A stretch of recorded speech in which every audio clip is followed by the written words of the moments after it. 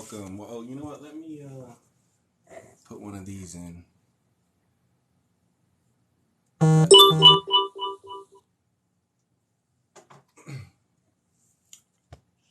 One second, guys.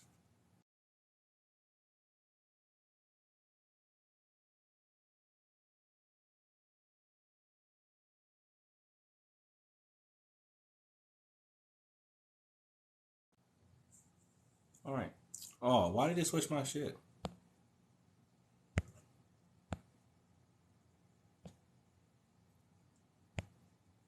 How do I? There we go.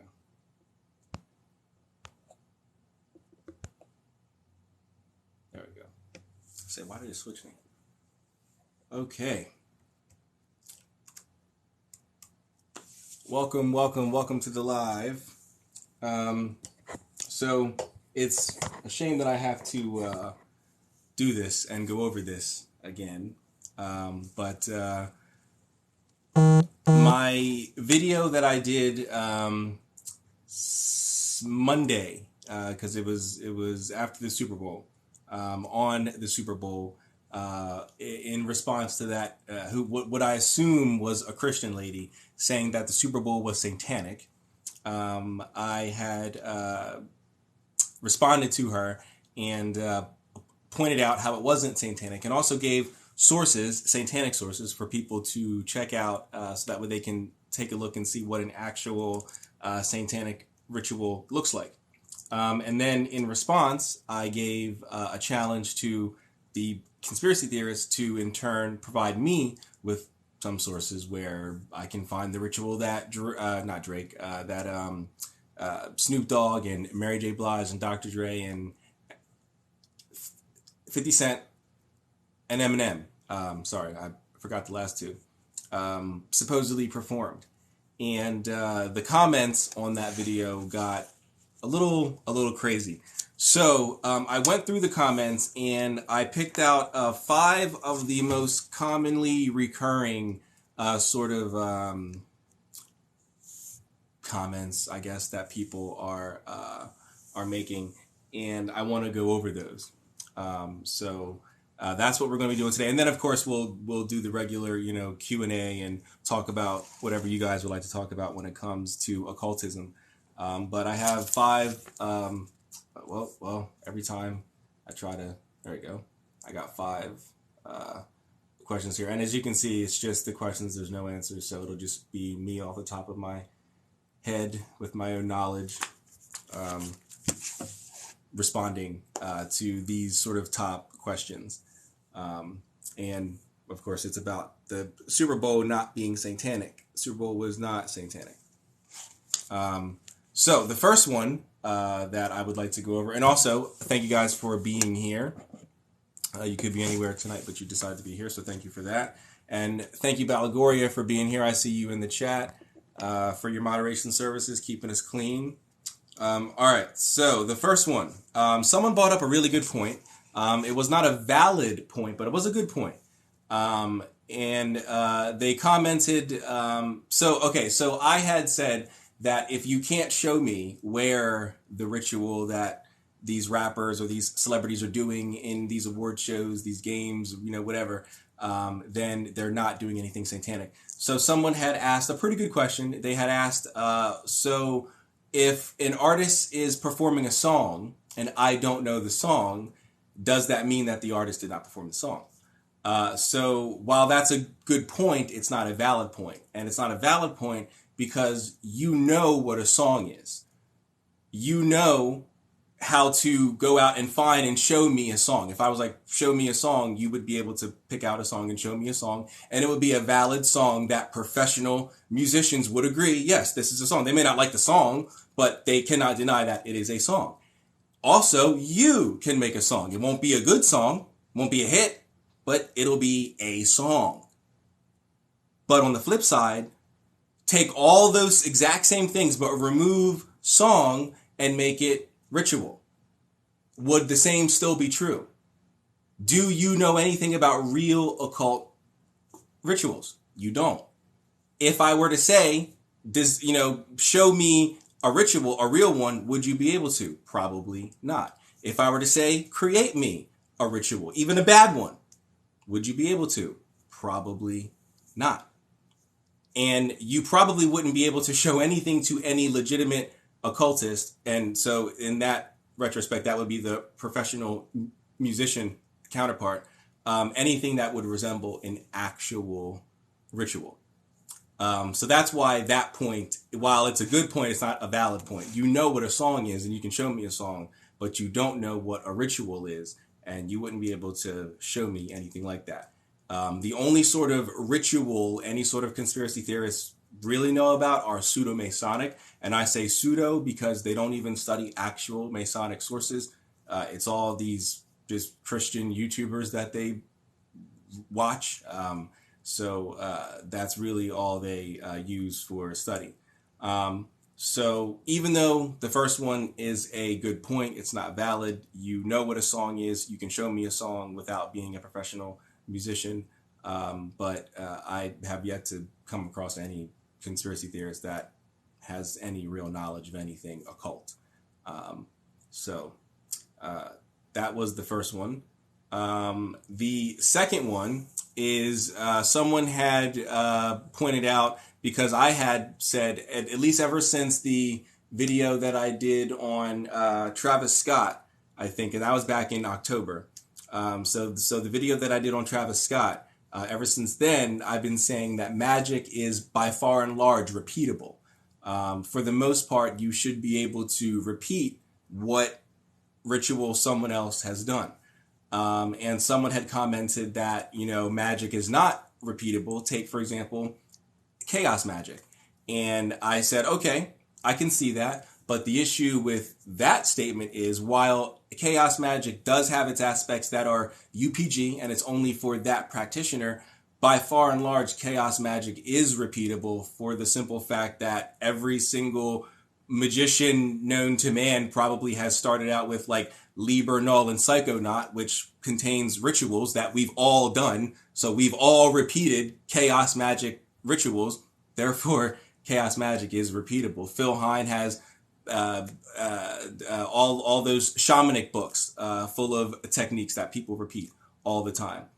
So yes, while there are some books that or some techniques, I should say, within chaos magic that are UPG, for the most part, chaos magic is repeatable. Austin Osman Spare, the work of Spare, and sigil magic. Most people would consider sigil magic, not the use of sigils, but sigil magic, part of chaos magic. And sigil magic is repeatable. I mean, it's not just one person out here doing these, flashing methods and opening methods. These methods are being done by millions of people all around the world. So sigil magic, by far and large, is also repeatable.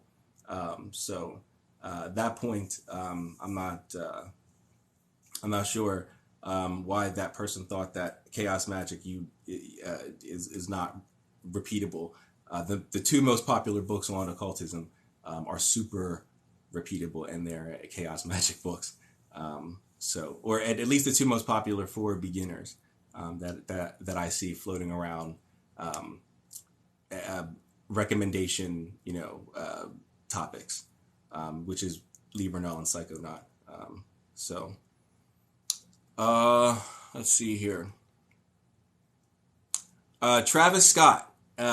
So someone had mentioned in the comments that, if I recall correctly, they were saying how the celebrities are doing rituals. Look at Travis Scott's entrance to his concert back in October. It was his mouth, and they were comparing that to that painting, which I believe it's from the Renaissance, but it could be a little earlier than that. But that painting of the jaws of hell or something like that, of that demon with his mouth open, and all the people are going in, or they're being taken into it, down into his stomach, and into the pits of hell. I don't know why that's a reference. Just because there's a picture of a demon and people are going into his mouth, and Travis Scott, the entrance is his open mouth, doesn't really mean that it's the same thing. Travis Scott's theme was Astroworld, and if you look up Astroworld, the entrance to Astroworld was a clown head with his mouth open, and so he just replaced the clown head with the head. So if there was any sort of occult narrative going on there, it would have been on Astroworld. They would have been the ones doing the ritual. Travis Scott is just copying off of them. He just removed the clown head and put his head to be his version of an Astroworld, rather than the actual company and the amusement park, Astroworld. I'm not that. I don't know. That just goes to show how people don't have any real occult knowledge or anything like that. They just say things, they just parrot things and repeat things from Christian truthers or whatever that they find online. So I don't get it at all. I don't get it. But before we continue, let me see what's going on here in the chat. Let's see here. The chat title brought me in here. Oh, well, I'm glad you're here. Glad to have you. One moment here. There we go. Sorry. Christians are a funny lot. They give Satan credit for everything. It's hard to tell what they believe in. Well, yeah. There's so many different sects of a Christianity. They don't even know what they believe in.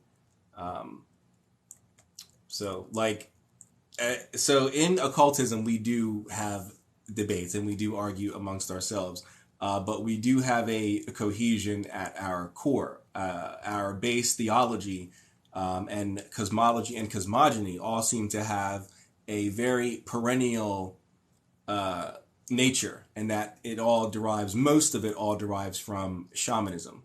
Whereas Christianity, you would think at the core, it's all just, oh, well, they all believe in Jesus. They all believe in God and heaven and hell. But no, that's not, like, theologically, they do not agree with each other. I mean, it's insane. Like, even on the smallest, teeny, tiniest things, like, they could believe that there's a Trinity, God the Father, God the Son, God the Holy Spirit, but then some of them might not believe that,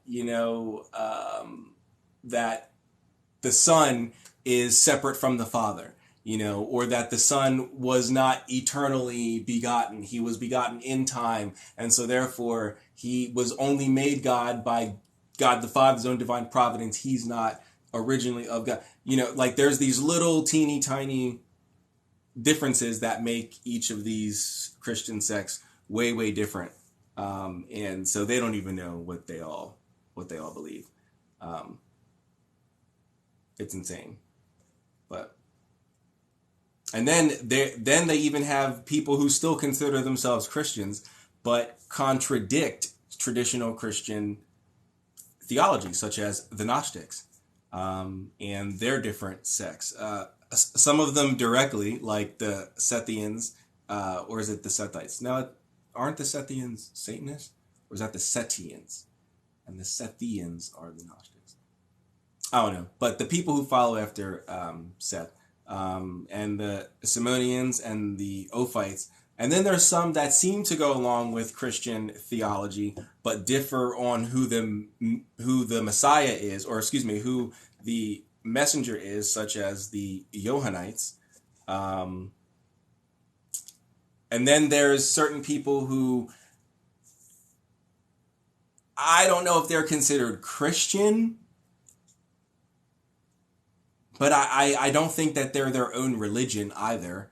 I don't think that they're like their own official religion. But the Mandeans, they're like the devil worshiper. Well, no, they're not Christian. They're Abrahamic. They're like the devil worshippers of, I think, Islam. And so like they would go against, like the direct Orthodox teachings. So it's crazy. There's just so many of them. Most of them don't even know what Satan means. Exactly. Most of them don't know what Satan means. Greetings, Ryan Williams. Welcome to the live. Welcome to the live. We are discussing my latest video that I did on Monday for the Super Bowl. Some of the most common comments that I got a lot of comments on that video. A lot of people had opinions on that about the Super Bowl being satanic. So I decided to take some of the most common comments and respond live to them. So I have 5 comments here. And then, of course, we'll do the regular question and answer session and talk about whatever you guys want to talk about when it comes to the occult and esotericism and stuff like that. So we already talked about how so someone had brought up the fact because I had said if you don't know the name of the ritual or the book that it came from or anything like that, and you're accusing someone of doing magic, but you can't cite the source that they're doing the magic from, then you really don't have any grounds to stand on. And someone said, well, what if I don't know the name of a song that an artist performed? Does it mean that they didn't perform the song? And I had went over why that was valid, but not a good point. Then there was someone who had mentioned, because I had said that magic by far and large is repeatable. So we should, if Travis Scott or Snoop Dogg and Dr. Dre and Mary J. Blige and Eminem and 50 Cent or whatever and all these other people are doing rituals, we should be able to do them too. And someone had said, well, magic isn't repeatable because chaos magic. And I went over how chaos magic is also by far and large repeatable. 2 of the most popular books in occultism are Liber Null and Psychonaut, which are full of repeatable methods that people do all the time. So that right there is, that throws that one out of the water. And then we stopped with the Travis Scott Jaws of Hell entrance. Someone had brought up the fact that because Travis Scott has the entrance to Astro World with his mouth open and people have to come into his mouth, they were comparing that to the Jaws of Hell, I guess, whatever it's called, painting that I believe is from the Renaissance, of that demon with his mouth open and, all the people being put into his mouth, going into his stomach, in which is hell. And I don't understand that, because if you just Google the regular Astro World, you'll see the entrance. And it was a clown with his mouth open, and you would just go through that. That was like the ticket booth. It was this big clown head with his mouth open, and he just replaced the clown head with his head. It had nothing to do with Satan or initiation. It's not like you're walking through a portal or any nonsense like that. It's just he took their design and just replaced it with his own head. So we went over that and we stopped there.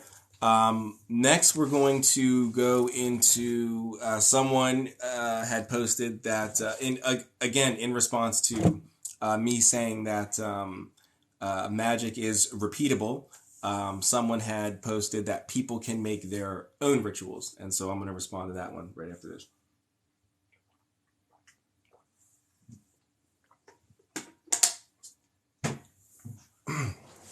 All right.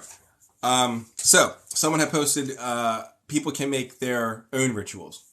And yes, that is certainly true. People can create their own rituals.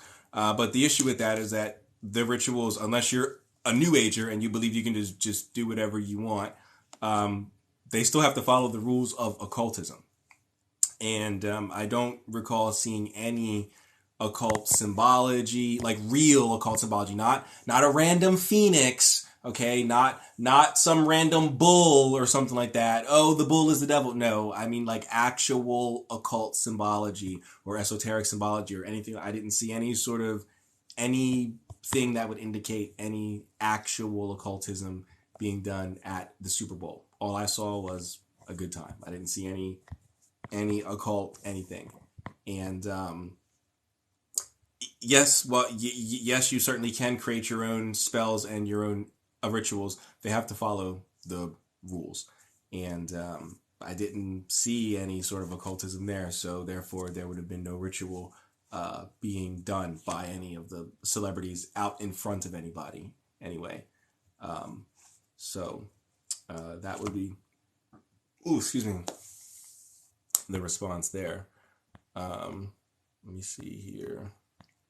The Gnostics adopted the idea of the demiurge. Yes, that is correct.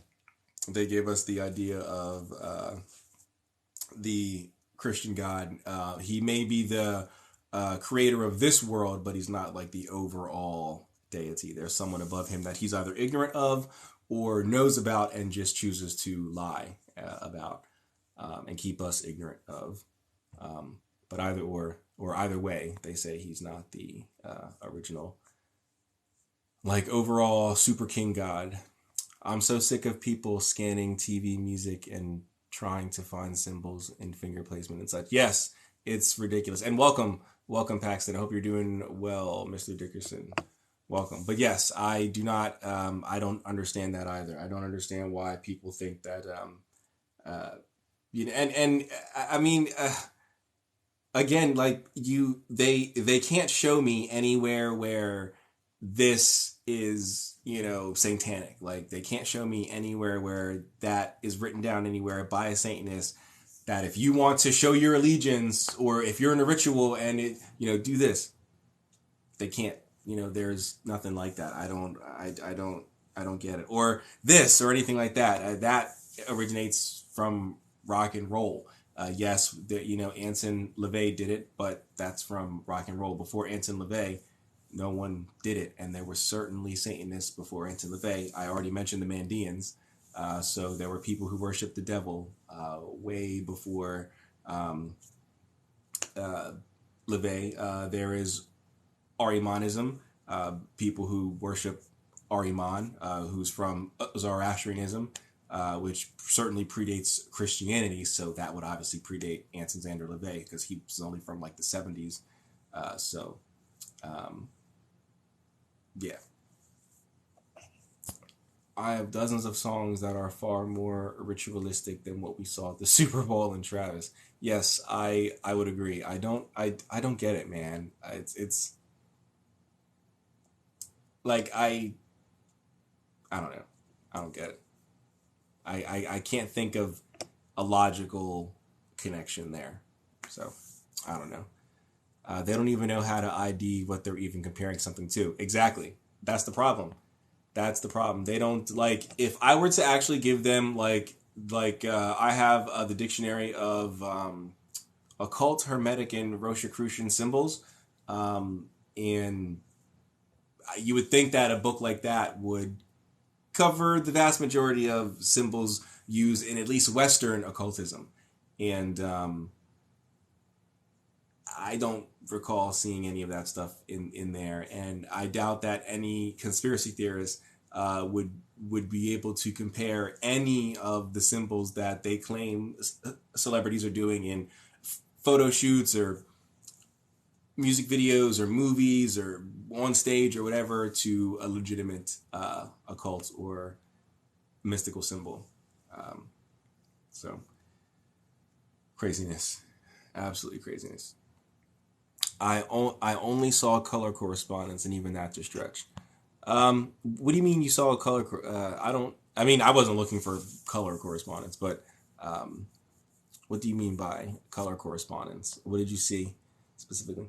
Hi, make a vid on Kabbalah if you can. So I can, but it would probably only be like super basic. While I know Kabbalah, I've never walked the tree. You should probably get your information from someone who's walked the tree. At least the day side. You should probably go for someone both the day and the night side. I've always said I've never walked the tree and have no intention of walking the tree. But I mean, if you want like a basic overview, I guess I could do something like that. But I would not be the most qualified to talk to you about Kabbalah on any deep level. What are your thoughts on overtly anti-spiritual people? Are they not open-minded in your opinion?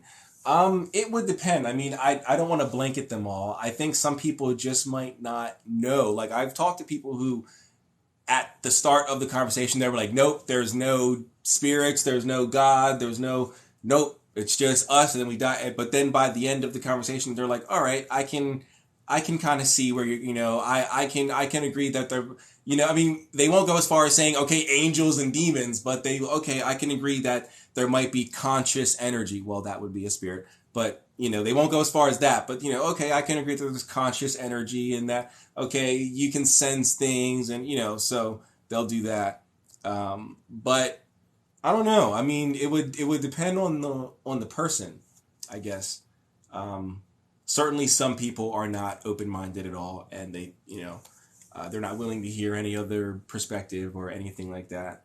Um, but see, the thing about anti spiritual people is I find that most of them come from a scientific perspective, and while you should treat occultism like a science, I have always, I mean, I even wrote an article for uh, um, uh, Wizard Forums. I wrote an article called "Be a Scientist," and what it was alluding to is treating your magic like it's an experiment.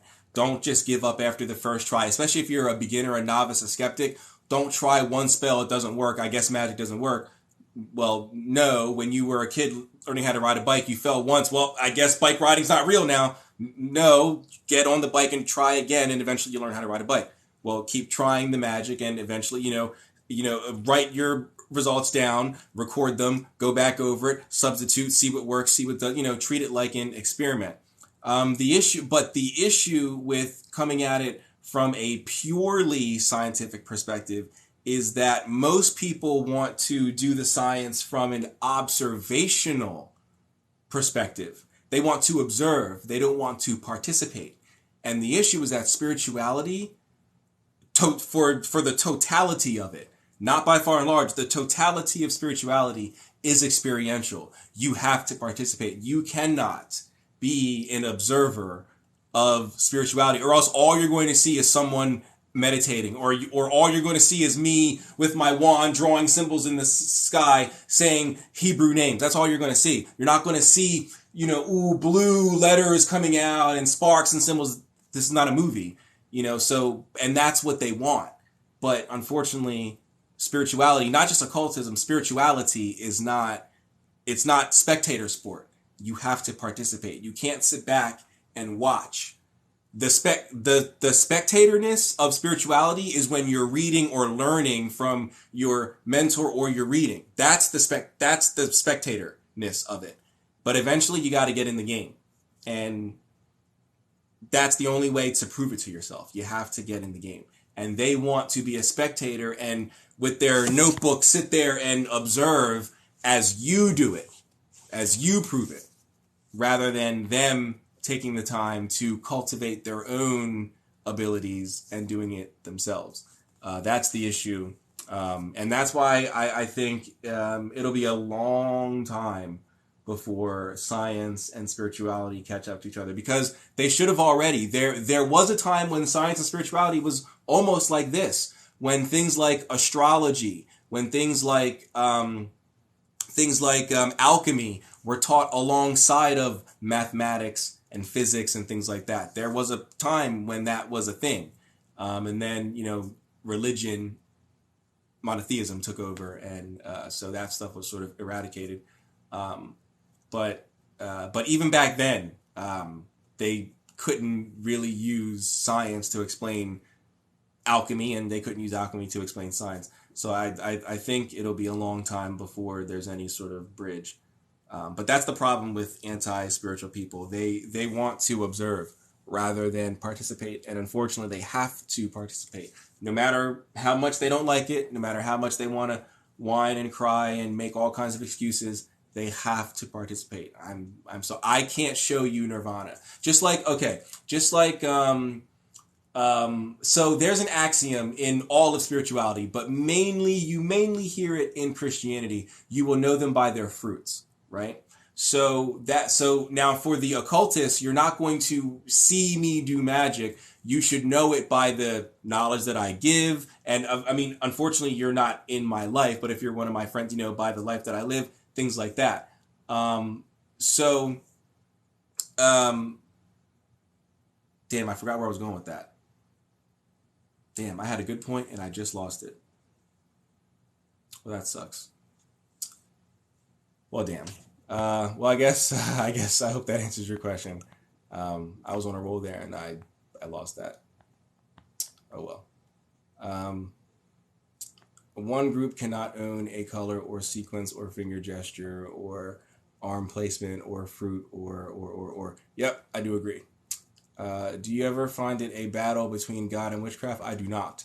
I think that the issue is the people who are saying that the Bible is against magic are generally Protestants, and they're using mistranslations of the Bible.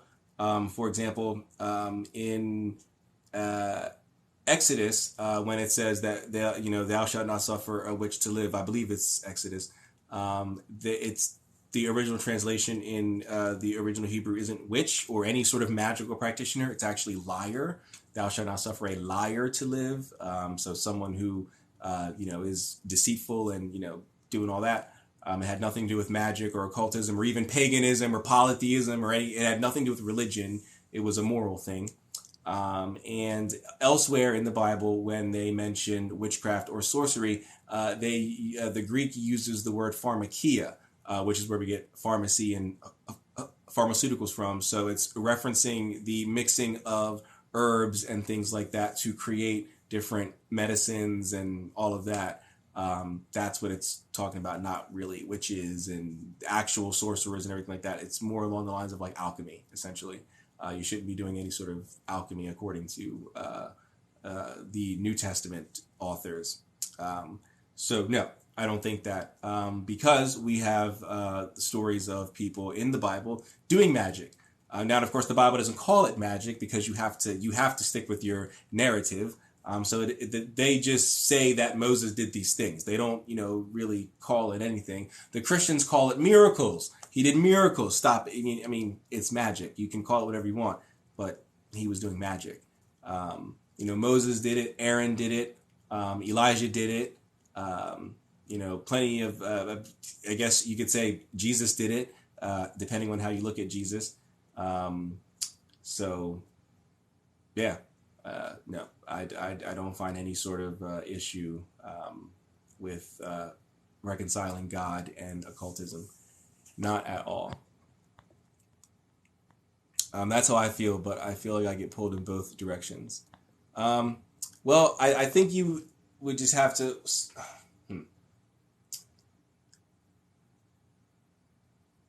I'm trying to think of what the only Christian sects that I know that openly promote occultism is Gnosticism, and that's the Johannites and the Simonians, the people who followed after Simon Peter. Simon the Magus, and then he became Simon Peter when he lost his magic battle against the disciples or whatever. But apparently, he also has a Gnostic sect, and they openly practice occultism, obviously, because he was a Magus, Simon the Magus. So I guess you could study that to give you a good connection from a Christian perspective. I can give you a few books that talk about witchcraft or magic and Christianity, but that's from an outsider's perspective looking in, so it's more of like an academic type of a thing. And I think in your case, you'd probably want to get it from an actual Christian perspective. So take a look at some of the Johannite, and I believe they're called Simonians. But just type in Simon the Magus Gnostics into Google, and you should be able to find what I'm talking about. Beyonce explicitly references the Yoruba Orisha Oshun, but most conservatives would miss that. I do not doubt that Beyonce has some knowledge. I can't say exactly what she has knowledge of, but yes, I would say that she definitely has. She's tapped into some sort of ATR. Witchcraft being more earth and God more air and energy. Witchcraft is all energy too. Facts. It's invisible. What is invisible? What do you mean? Exactly. No spectators. Gnosis. Yep. That's exactly. Yep. You have to participate. Quick guest request sent. Oh, okay. Cool. Cool. It's connecting.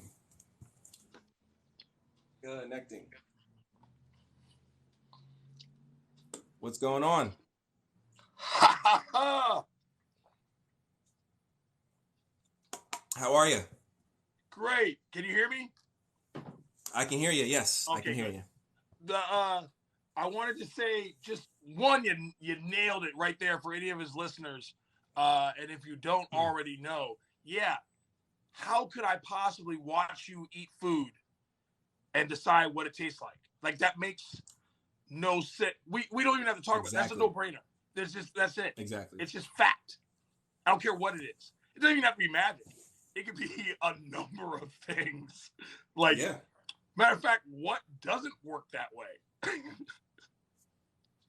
I'm trying to think of a great example, and even if it would be, it'd be just an example. But yeah, so that I just wanted to get that out of the way real quick because that was fire. Thank you. Yeah, definitely. You know, Beyonce definitely has a lot of knowledge, but she's already said that because her family.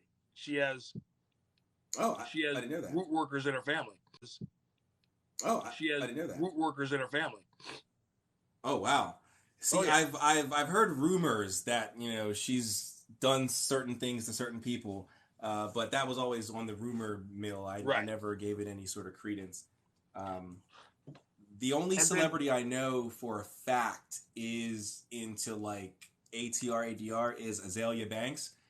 She has a video that she posted on Twitter a few years ago of her showing us her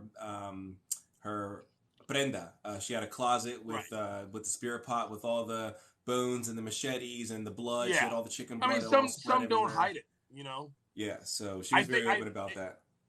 But you don't even. I think not you, but people don't even have to go so far as Jay-Z and oh my God, look, that rapper wore those pants. Just look at the ones that openly profess it. You know what I mean? Yeah. Just check out Marilyn Manson or fucking, I don't know, whoever the fuck else. They'll tell you, yeah, that's what I believe. But they're not the ones that like get the flack though. It's the people who aren't part of it who just who just go rock on, and they get look, he's the devil. But Marilyn Manson is literally on stage crucifying himself upside down. Right. And no one says anything. No, everyone's just like, oh, this is just great art. And I'm like, what? That's openly satanic and no one's saying anything. It's crazy. But I did want to talk about when you were saying the magicians in the Bible. You know, there's a couple. Yes. There's a lot of stuff that I can speculate on. I have my own opinion, but you go from the Magi, not the wise men, but the Magi who supposedly visited Jesus when he was born. They were magicians. Yes. Magi magicians, and the Roman. There's a great book, The Zealot. I love that book. Okay. And there's a lot of quotes. I need to reread it, but there's documented statements from the Roman officials that no one ever doubted Jesus performed magic. They just doubted where it came from. Right. Yeah, well, yes. There's that famous quote from, I believe it was the Sanhedrin when they were putting him to trial, Jesus to trial. They were saying how he casts out devils through the help of devils. So they're saying that he does magic fine. It might be miracles and all that, but he's using the devil to do it. Right. And that's a little weird, but whatever. Yeah, like what the fuck? Yeah. But yeah, so those are just two things I wanted to quote on or comment on. But good shit. Definitely good shit. Yeah, man. Thank you. Yeah, like I feel like a lot of Christians would they always want to cover the specific acts in the Bible that Christians performed magic. They always want to cover that as a miracle. That's always the response I got whenever I would ask someone at my church or a family member's church or a friend's church. I would ask, and so what is Moses doing when he was having a literal wizard fight with the Pharaoh's priests, or what was Aaron doing, and Right. what were all these people doing? Oh, those are just miracles. God gave them temporary. It's like, fine. but the Bible would have said that. The Bible Right. would have specifically said that, so that way people wouldn't try to venture out and do those things. Right. It didn't. Well, that's the fundamental. It goes down to that whole supernatural. It's like, well, I don't believe in supernatural. It's natural. It's, if you believe in God, 100%. then God gave me the ability to harness energies, because if he's everything and I can do something with everything, then that counts as everything. Exactly. I mean? So it's Exactly. really who gets to do the magic and who doesn't get to do the magic. Well, so when it comes to Christianity, it's funny that you say that, because the church there's a lot of what's the word I want to look for? There's a lot of evidence in the church, or of their rituals, like the liturgy and the Eucharist. All of those have occult sort of undertones, and a lot of them, like the Eucharist, is based on pagan things. They were directly stolen from. Yes, exactly. Or borrowed or adapted or fucking. And I have a book from Hadean Press. It's called Wizard Popes of the 11th Century. And it talks about some of the actual like people who were elected to the papacy, who were accused, and there were some strong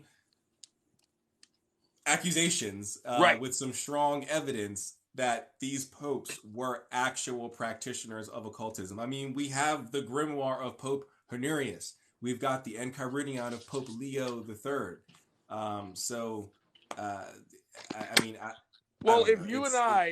If you and I had a rap battle back in 13 whatever, or I don't know what date, me and you had a rap battle, and we were both supposed to woo the crowd. If I wooed them better than you did, then all you had to do was say, well, he used witchcraft, and then I would get killed, and you would win. That is true. And it's like, that is very true. Just goes on. Oh, you're better than me, or you got better results than me. It must have been cheating. Cheating is magic. You suck. But if I did it, then God blessed me, and it's a miracle, and it's good, and I get to keep the trophy. And that's just goes so many examples of that. Yeah, it's insane. It's and it's really sad at the amount of information that's been suppressed by that specific group. Right. Because I feel that that's specifically why Constantine changed the Bible, is to hide certain truths from people. Oh yeah. He didn't want to get rid of them, but he hid them. Right. Yes. I mean, I can't say that it was, that he was trying to condemn people to hell or anything like that. But I do think that he didn't want people to, realize, that they can do a lot of things on their own without sort of the agency of God. Because we are divine sparks of God. We are divine emanations of God. And therefore, through divine authority, we can do all those things that we pray about and all that other stuff. Well, yeah. Who wants the other team to learn the trick on how to do three shots or whatever, I don't want you to learn that shit. I'll just hide it. Focus on layups. I'll handle the 3-pointers. Yeah. And then when you try to show people, like me, when I try to show people, hey, look, this is the real deal over here, and they're like, no. You're trying to push your beliefs and all this. That's your agenda. That's your narrative. Blah blah blah. Yeah. Rah rah rah. They're so brainwashed. Yes. It's crazy. What's the term? Sore loser. It's just a lot of it is just sore loser and trying to. I mean, I get it. I totally understand the Christian or the spiritual or the religious or any kind of, because to admit it means that you have to admit that you were mistaken for so long, and who wants to do that? Yeah, see that's I've said that for so long. I think that that's the thing. People don't want to admit that they've been doing something wrong for so long. No. But my thing is, wouldn't you rather just admit now that you've been doing it wrong rather than go another 2-3 years? Like, just admit it now No, that it's you been silly man. That'd be logical. like, Come on. Stop yeah, trying to be logical. yeah. That doesn't make any sense. I don't get it. I don't get it. What's that quote verse? Balagoria, which one? Are you talking about when I said the Bible verse of "Thou shalt not suffer a witch to live"? That Bible verse? Probably. Is that what you're talking about? To Balagoria in the chat. And thank you for the share, Paxton. Oh, thank yeah. you very much. I don't even know how I did it, but no problem. It says that you shared the live video. But yeah, if that's the verse that you're talking about, I can let me see here. Thou shalt not suffer. It's Exodus something, a witch to live. Exodus 22:18. Thou shalt not suffer a witch to live. And then whoever's alive with the beast, blah blah blah. So, the one where they said Jesus was using the devil to cast out demons. Okay. Oh, yeah. I remember that scene specifically from the Passion of the Christ.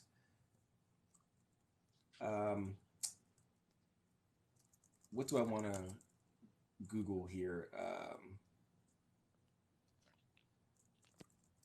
Okay, how about Jesus accused of casting out devils with the help of devils?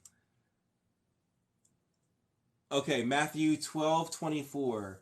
But the Pharisees, okay, and I said the Sanhedrin, if I recall correctly, the Sanhedrin is the leader of the Pharisees, if I recall correctly. But anyway, but when the Pharisees heard about the miracle, they said he can cast out demons because he is Satan, king of the devils. That's from the MSG version. But yeah, that's the verse there. Matthew 12:24 for you, Balagoria. And Paxton, someone said hi to you. Bethany's randomness. She says, hi, Paxton. Love seeing you spread so much wisdom. Oh, thank you. I didn't see that. And thank you guys for being here. Thank you for being here. You could be anywhere, but you chose to be here. Right. Welcome, Church of Lucifer. Welcome. Uh-oh, Church is in the house. Yes, sir. I saw a few of his recent videos. Why isn't this giving me the King James version? It's like giving me everything else but the King James version. Oh, is that what KJ21 is? Where's KJV? Oh, there it is. But when the Pharisees heard it, they said, this fellow doth not cast out devils, but by Beelzebub, the prince of devils. Okay. So, but of course, whatever version, I mean, they all mean the same thing. There's a bunch of different versions here. Right. So, and then also, we have to remember in context, I mean, unless you were directly under the ancient church, you weren't even allowed to read. They didn't even want you to read a fucking book. It wasn't until King James. Right. The monopoly of any kind of knowledge, whether it be arcane or not, even as, well, actually, it's funny spelling, but even as simple as vocabulary or, ironic, but, any kind of, no. Yeah, actually, you know what? Let's even go into that. Spelling. It's like they owned all magic from ritualistic to even the allegorical spelling of words. They didn't want anyone to have any deep, definitely not mathematics or science or mechanics or none of that shit. That's true. The Dark Ages was called the Dark Ages for a real reason. They really shut out all of any enlightenment. They really just if it wasn't for God, it wasn't for the masses. It was only for Right. the elite. Which I remember asking my dad, why they call it the Dark Ages? yeah, Like, was it all bad? He's like, well, no. He's like, well, was it just dark people, dark sky, dark what? Dark what? He's right, like, well, yeah. not enlightenment. Mm-hmm. It's Not sad. enlightenment. It's and what's even sadder is that even during um times like the Reformation and when King Henry was, trying to create the Church of England and split from, Catholicism and all that stuff. Um, Even though they differed in theology and didn't, believe in going to the priest and everything like that, they there still wasn't at that time a like cohesive translation of the Bible until Right. King James, when he decided to come and was like, all right, we need like one flat out, everyone reads this. This is the language that you got to Right. learn to read the Bible, and that was it. So I mean, even back then, when people were trying to figure it out and trying to Yeah. read the Bible for themselves, it was like, well, sort of like what we have today. The problem that you have today, Yes. which Bible do you read? That is what we're still dealing with. I mean, Yeah. literally, what we're dealing with. I remember it's much akin to when I run my iPhone battery down and my screen goes black. Well, even when I recharge it, it will be on low battery until I consciously go into settings and change it back to normal. It's like we're Right. still dealing with the shade of the Dark Ages, even as we pull out of them. It's like enlightenment, but it's still based, and that's what a lot of these 99.9% of people are still doing is, even though we're in enlightenment, they're still basing their enlightenment off of the old shade that was cast. It cast a dark shadow, a long shadow. It just still. Yeah, it's Where people use the Bible, they quote the Bible to prove the Bible. It's like, well, hold on. What the fuck? Right. And well, okay, so here's the thing so sort of a bit of a segue. So people have no issue using a biblical source, right, to prove or disprove something in the Bible, right? Right. Because that makes sense. That's the logical thing to do. But yet in this last video that I did about the Super Bowl and the one with Travis Scott, where I was asking people, okay, so you're making a claim that these things are satanic. What source can you give me that is satanic and says that these things are satanic? They always have an issue with like quoting actual satanic sources or actual even Masonic sources, as you would know more than any of us, that when people come to you with all this nonsense about Freemasonry, and I'm sure you ask them, okay, well, where did you hear that? Where did you read it? It's never from an actual Mason book or actual Mason. Not. It's from some conspiracy theory video on YouTube. Right. So the best I've seen is this one guy who says he was a Mason, and he said his stick, he got smart. He must have done it the other way anonymously, and someone called him out, so now he got wise. And he's like, well, I entered Freemasonry in disguise, and I snuck in there, and now I'm going to report what I found out. And and one, it's stupid because he still gets things wrong. But two, I'm like, he goes, well, God protected me in my deception. And I was like, well, but so then you're just a liar. Like you went in there as a deceitful liar. So what? I don't understand how. Wait, what? I married this girl just to see if she would cheat on me. Well, yeah, the wedding's gonna fall apart, dumbass, because you went in there like a fuckhead. Like, I wish more Christians had that mentality, because it's so funny that you said that, because I've actually brought that up before.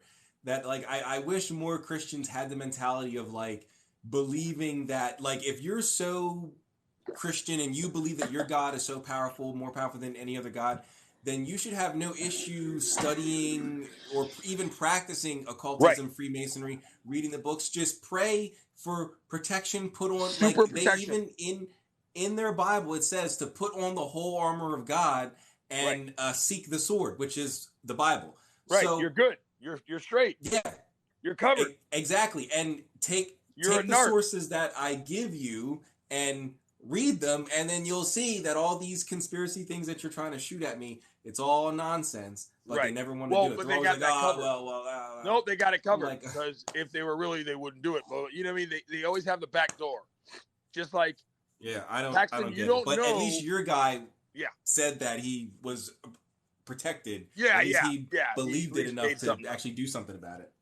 Oh, Paxton, you're black, so you're not really a part of the Masons. Well, actually, I'm part of mainstream. Well, but you're not high enough. Well, I am high enough. Well, then you're lying. It's like they have a contingency. It's called a self-fulfilling delusion. It's like Exactly. Exactly. I can never. But they never provide any evidence. They just accuse you. They just throw Oh yeah, accusations. But I believe, at least here in this country, I can't speak for anywhere else, but at least here in America, the burden of proof is on the accuser. The I've heard that defendant so doesn't have many to prove times. that The he's greatest innocent. truth. The Yeah, accuser has to prove that you're guilty. So yeah. Oh, he's a rapist. Well, prove it. No, but I sorry. smeared him. Yeah, you got to prove it. But I Now slandered I him. know That's all I wanted public to do. opinion is a little different, but All I wanted to do was slander him. I don't even want to prove it. I right. just want to slander him. Exactly.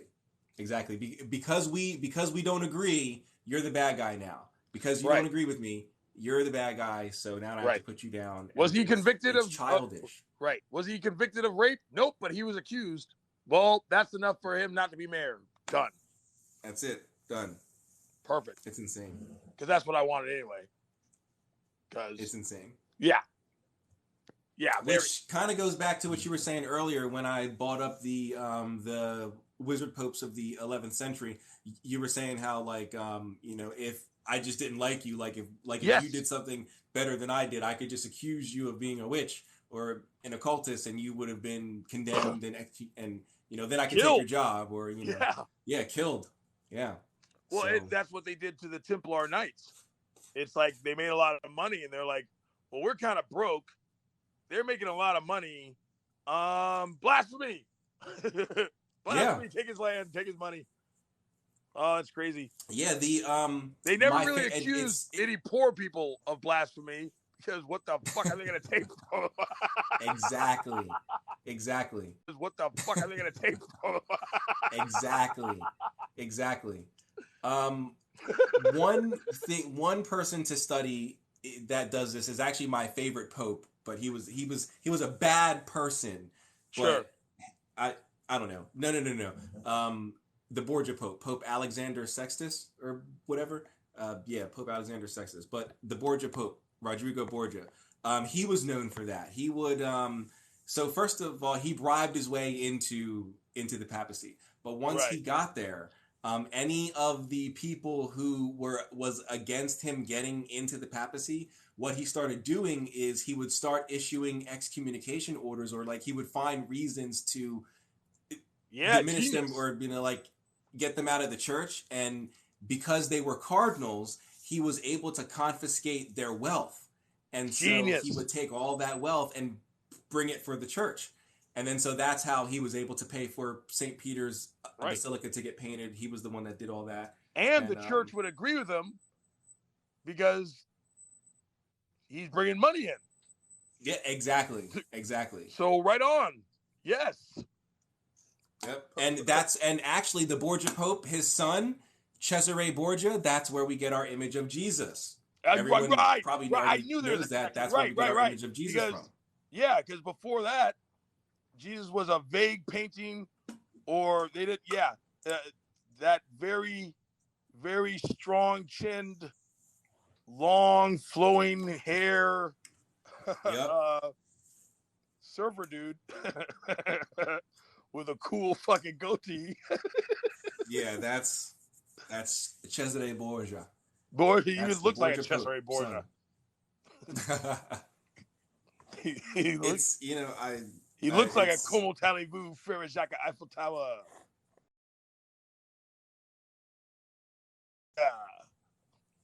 You know, isn't it a sin though to have like images? Like I know the Muslims are like really against that, like no images of Muhammad or anything like that. But doesn't the Bible say like thou shalt not have like any Yes. graven image or like any like idols or Yeah. icons? Fucking I know Moses like the flipped out about that Orthodox, shit. yeah. Like I know the Orthodox try to say like they don't worship the icons, like the icons are like focal points for like focus when they're praying and things like Well, that. that's They try to get around it with yeah, that. but even that But would apply to that would only apply to the symbols, but you're not supposed to have depictions. You're right, definitely not supposed right. to have That's what I depictions. would think. But Even then, it would be the symbol of the cross or the heart in the cross or the trifecta, whatever the fuck, and all that shit. But you're definitely not supposed to have, hey, look, that guy's God. Look at his face. There he is. right. Yeah, they weren't supposed to It's do that at all. yeah, like I wonder like where that actually came from. Like when artists started depicting God or Jesus. I mean, was it Cesare Borgia? Was he the first depiction of like a modern Jesus? Um, Hold on, Hmm. because I someone asked me that before and I studied it, and I just forgot what I studied. Um, well, I do have my laptop here. I can. the switch was it was after Jesus, okay, boom, crucifixion and all that, and the Jews that were already in Rome, that were already Romanized, Mm-hmm. carried on, right? Um, it was essential that they make the split, meaning Jesus was to fulfill the Jewish prophecy, and no one gave a fuck about the Jewish prophecy. They weren't Jews, so who Right. cares? No Yeah. one in Greenland's going to go, oh, thank God some crazy rebel fulfilled the Jewish prophecy. So they had to make it universal rather than just national. And then they started slowly weaving out things, like they started downplaying John the Baptist because they didn't want anyone to have any kind of higher authority than Jesus, and they kind of felt like that kind of made him, you know, well, where this, Jesus is the Son of God, who has to baptize him? Okay, they downplayed that, and they Right. downplayed his brother. I John. forgot his name, but Jesus had a brother. They Wait. downplayed for a long time. James. They were like, yeah, yeah, and he was crucified, not crucified, but he was bullied and chased after the crucifixion. But then they had to downplay his memory, and you know what I mean, and Right. questionably his wife, questionably other things, but definitely his brother and definitely his John the Baptist had to be downplayed because that took away from his single uniqueness. Yeah. Well, it's so crazy that you say that because I was just reading the other day a strong. I think it was in Misquoting Jesus. I'll have to, Uh-huh. and it's on my phone, so I can't check. It's on my app, but I think it was Misquoting Jesus where they were talking about a very strong possibility of how Mary Magdalene could have been Jesus's wife rather than Right. just the Right. I read prostitute that. that was with him.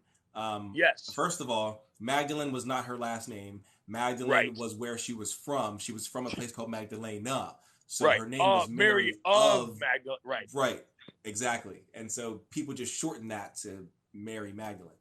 And then, of course, in Jesus's entourage, it wasn't just the 12 disciples, it wasn't just men with him. There was a whole group of people that would travel with him. And Right. many of the women that were in his little entourage were named Mary. I believe three of them are named in the Bible, of which Right. Mary Magdalene is one. And there's mention of children and things like that with Oh her. yeah. There's no ever mention of her being any sort of prostitute. That's Yeah. like a new thing. And there was Um, defected fucking Roman soldiers that followed. and they had wives, and there was a whole fucking brothel rolling around. Yeah. There's a camp. And then with John, you brought up John, how John was downplayed. Yes. There's actually a sect of Gnostics called the Johannites or the Yes. Johannites, but Yes. and they actually believe that John is the messenger, not Jesus. Right. Because, like you were saying, if Jesus is the Son of God, well, who can baptize the Son of God? Yeah. Who's this John guy? the Baptist was. Yeah. Why was he connected? Wait, what? Exactly. Where the fuck did this cat come from? Say that he's the one who was sent to give the message and things like that. And who else did he baptize? He baptized a lot of people. Exactly. Like a lot of people. Right. And maybe I think some he of baptized the most of the disciples, pre-Jesus zealots were baptized by John, because there was like fucking 15 of them. Yeah. The Bandit King. There's a zillion of them. One even called himself. He didn't call himself the Son of God, but he got really close. Some alternative, like I forgot. Oh, I think my kids I vaguely know what you're talking about, but it's not any immediate bells. But and then also, who was the fucking the owner of the manger? Who was the owner of the manger? Yeah, Jesus' dad. Joseph. Joseph just a fucking beard. Yeah, that is true. And they think that he was just a fucking, that wasn't real. You know what I mean? Because where the fuck did he go? I never even noticed that Jesus. That Joseph was like he was there for his birth, and then he was just. Oh yeah, he was a non-player character, but he was just. He was but then who would have taught Jesus carpentry? Right, or to walk, or to talk, or gave him some milk. But see, that's where those years where we don't know about Jesus, that's where they say, he was traveling and he was learning from the different mystics and the sages and, from Egypt and India and things like that. See, Syria. I think they learned from previous things that if you are an ascended master and your life is too much documented, then it takes the mystery out of it, and then people don't fall all the way into it. Right. They understood the psychology that if you quote where Buddha went or whoever or any of these other people, if you quoted too much about their life, then, hey, hi, baby girls. Hi. Oh, hold on one second. I'm sorry. Yeah, sure. No. While you do that, I'm going to take a look at the chat. I think we're 25 behind. Let me. Yeah. Check. Yeah. Let's see here. Do we have our own inner dream world that we can dream share in? Of course, yes.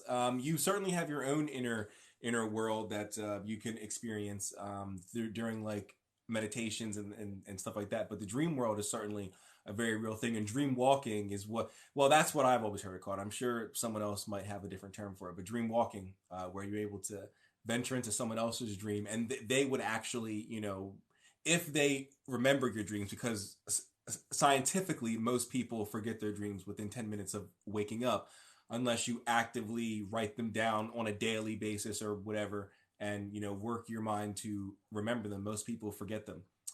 So if it's a person who can remember their dreams, you can certainly walk into their dream and have them actually, remember that you were there, not just you thinking that you were there and nonsense like that.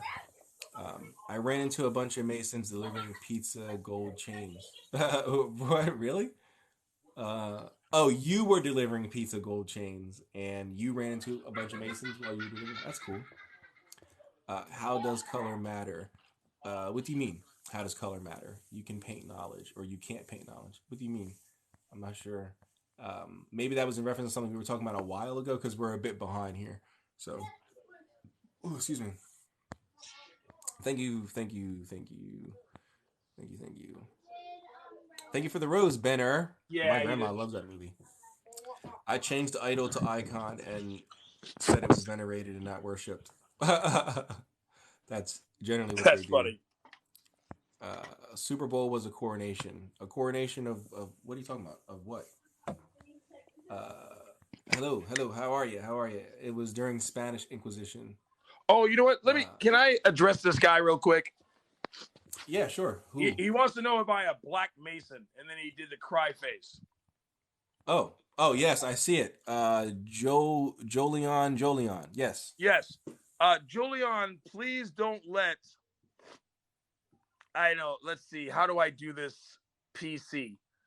I'm assuming since you say black Mason, then you're making the distinction between white Mason. So please don't let any race, especially white race, own anything to the point where you think because I'm a black person, I can't be a professor, a coach. I am a black Amen. businessman. I am a black practitioner. I'm a black magi. I'm a black mason. I'm a black father. I'm a black. I'm a lot of black things. Matter of fact, everything I do is. I mean, as a black man, I guess yes, I'm a black whatever. I am a black person picking his nose right now. Yes, I am black. Yep. Yeah. I hate that I'm not sure perspective. why I did the the cry. I know Well, why, because he assumes that white people own masonry and he's stuck in 1960 and blah blah blah. I mean, have you ever heard of Prince Hall? He was literally the first American black mason, since we are global, and notably the most badass mason, even if you ask any white mason. You could ask a white racist mason and he'll tell you Prince Hall was badass. So yeah. I just had to no, please. had to do that. No worries, man. Yeah, I'm sorry that you got to deal with stuff like that. Oh, There's actually crap. I don't know his name off the top of my head, but there's a guy that we just started following each other. He does what I do, except he does it on the Masonic side. He's a Widow. Freemason. It's either Who? Widow or Harpocrates or Widow. Widow's son? Maybe he's a white guy with face tattoos. Yes, that's Widow. Okay. Yeah, he's my Yes, brother. him. Oh, he's Okay, fucking cool. surgical. Yes, I love his content, and He's so surgical. I made a comment in like the first video I saw. I was like, "We do the same thing. I just do it Yep. on the witchcraft side, and Yep. you do it on the Mason side." And he's And he was like, very "Oh, that's open. so cool." He's very Yeah, open. Like we are both Masons, but he is not a practitioner. He's not into magic, but he right. acknowledges a lot of things and he wants to learn about it and he doesn't care, he doesn't judge. But Good. he's not a churchgoer, but he's all about Jesus, but he also has a really unique perspective. He thinks Jesus has already come back and that Hmm. he has a lot of credible evidence too, but that the whole Huh. Interesting. yeah, I always like that too because people always assume that we are living in an era in which something's going to happen. Right. Every Well, prophetic he's person he's doesn't he's been say coming back for the last 2,000 yeah. years. No one says he already came back, or it's always he's coming back right now in my lifetime because I'm that important. Yeah. I don't I I don't get it. I don't get it. He's like, oh, so Jesus has supposedly already come. Is there like a historical person that he believes Jesus has come back as? No, he thinks it happened a long time ago, and less about the person and more about the age.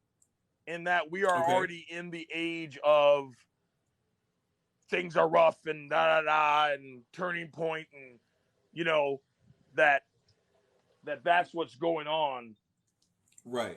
rather than because I mean it makes sense. I mean, mark of the beast. Well, how many marks of the beast do you need? True. Credit card, dollar bill, computer scan, receipt scan, fucking retina scan. Like, okay, what's the mark of the beast?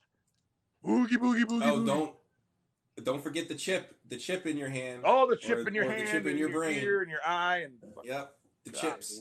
Don't forget the chips. That's supposed to be the mark of the beast. The Elon Musk chips that are supposed to. Well, and the key is, it has to be. It's about to happen. It can't be that it did happen, or else. Where's the fear? Where's the intimidation? I mean, if you already punched me in the face, you can't say, dude, pay me back money or I'm going to punch you in the face. Dude, you already did. Right. You mean you're going to punch me in the face again? It's just crazy that they can't see it. Or maybe they do see it. They just don't want to change. They've been they see it. It's just there's no power in admitting that you don't. Well, I mean, I guess to quote the Masonic conspiracy theorists, maybe the low-level people don't see it. Yeah, I see that a lot. You know, maybe they don't see it. Someone asked in the chat for you, Pax, what exactly is a Mason? Okay. I don't want to get too much into it, but there's operative masonry and speculative masonry. So an operative mason is actually someone who works with stone. A speculative mason is a Freemason who practices the art of Freemasonry. Because, I mean, and this is with anything.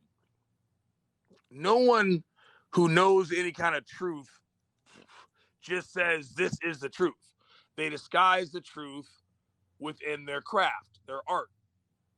So masonry, there's maritime law for boat making. There's blah, blah, blah. There's carpentry for Jesus. So Freemasons, it's a moral discipline that uses allegory, history, charity, community, fellowship to promote moral codes and to help out the world. Basically, we think if we improve each man, we improve the world because each man will consist of the world. Basically, we take all the things that a lot of Christians and other religious people say, and we actually put it into effect. We just do it anonymously a lot of times, which is what creates so much mystery.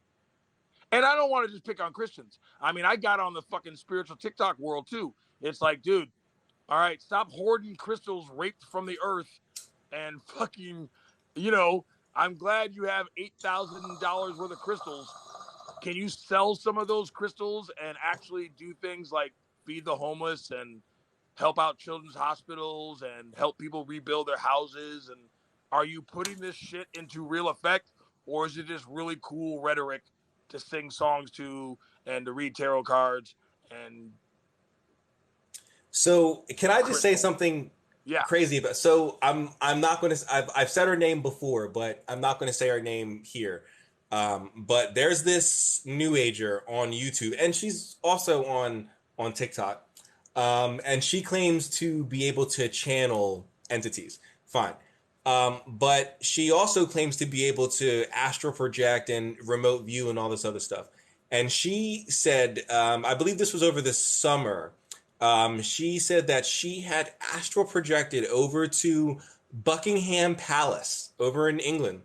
And she was walking around and she's found a torture room that was full of children being the most immoral and heinous form of torture that you could probably think that you could put on a child. That's what was happening. And her response to and this was live. This wasn't a pre-recorded video that this was live. So she had like 1,000 people watching her live. She told those people, here's what you want to do to help these children. Ready? Send them your love. That's it. Yeah, see. That's how you can help abused children. Send them, because while they're getting abused, they can really use your love. That's just that doesn't do anything. Well, Rebel, you got to understand something. All right? Let me just teach you something real quick.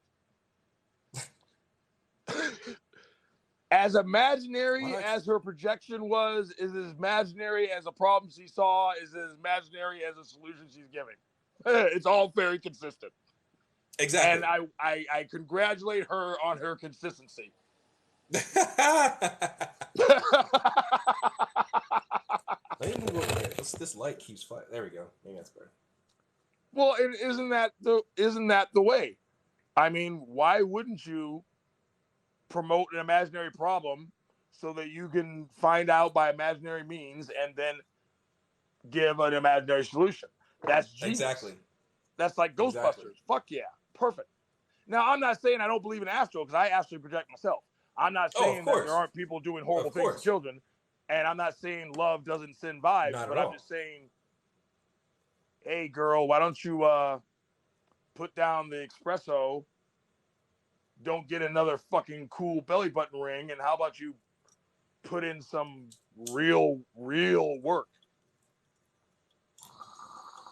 I mean, even to the extent of like protesting. I love protesting. I think it's a great way to change things. But I do believe you should complement protesting with learning law, voting, boring stuff like paperwork. Who wants to hook up? Go outside? Who wants to put the video on themselves studying law? Right. Who wants to post an Instagram picture of you studying how to change a law? No, we want to post a picture of us in the street yelling and screaming, or post a picture. Who wants to sell $1,000 worth of fucking crystals to feed the person next door? I don't know. I agree. And I'm not saying I'm broke, and I'm not saying I'm going to sell all my suits, and I'm just saying, careful now, guys.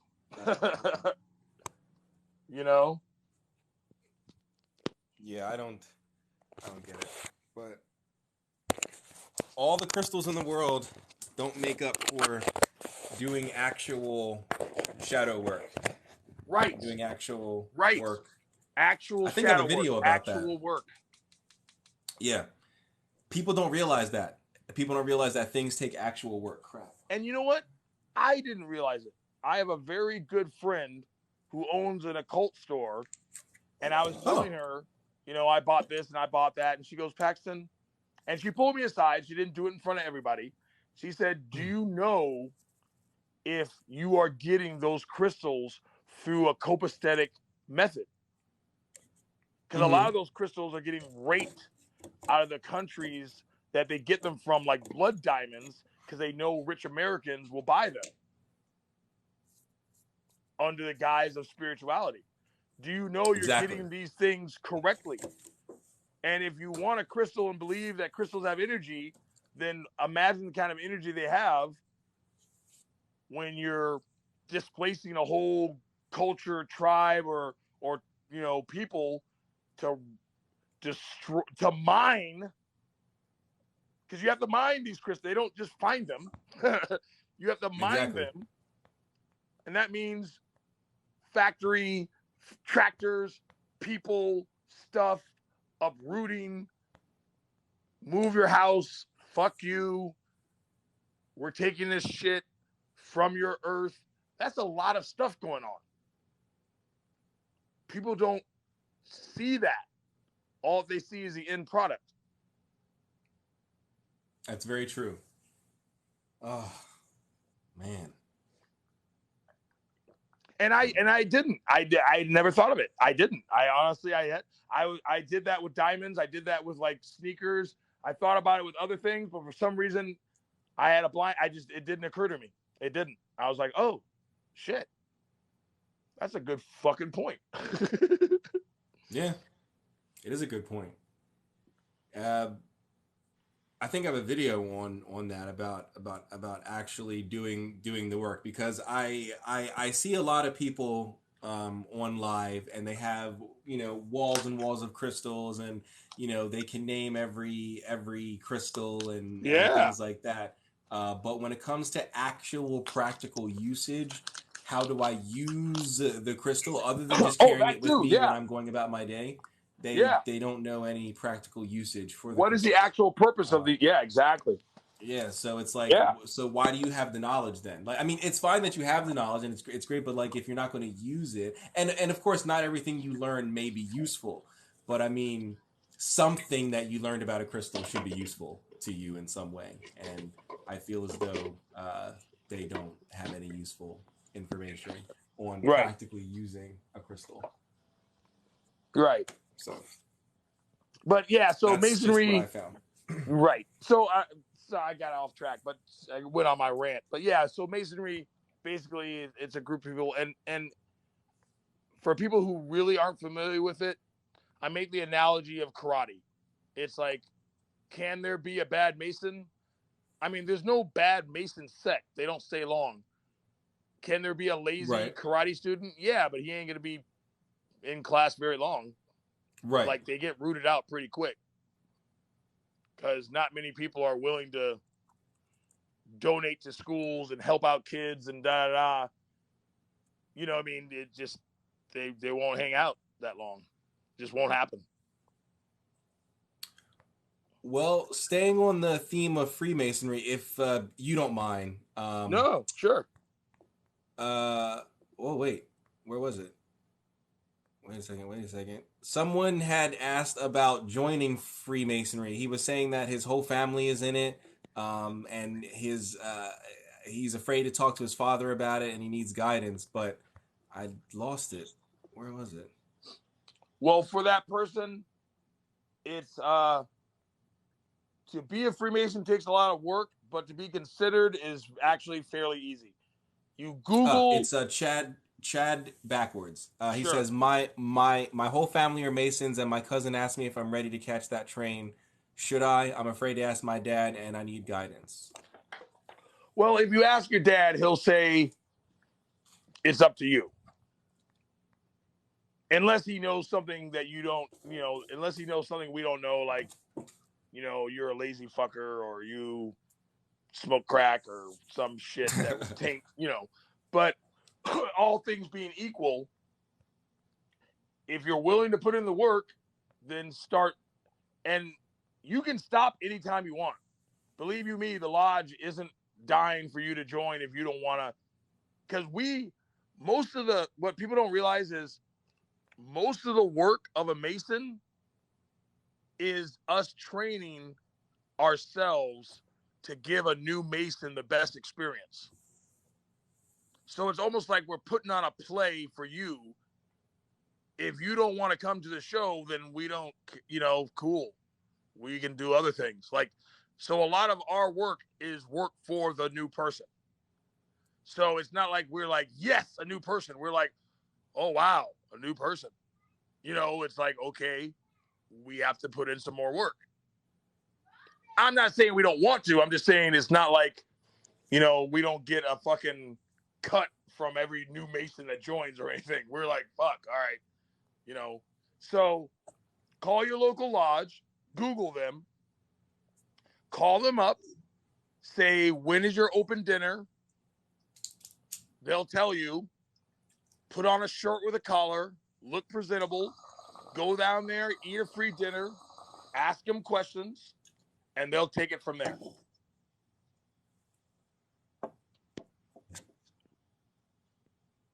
Excellent. Thank you. Yeah, I mean, Thank you for that. it's cool.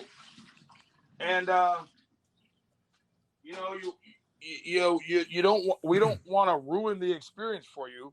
So that's a lot of the secret. The secrecy is also we don't want to ruin the experience for you.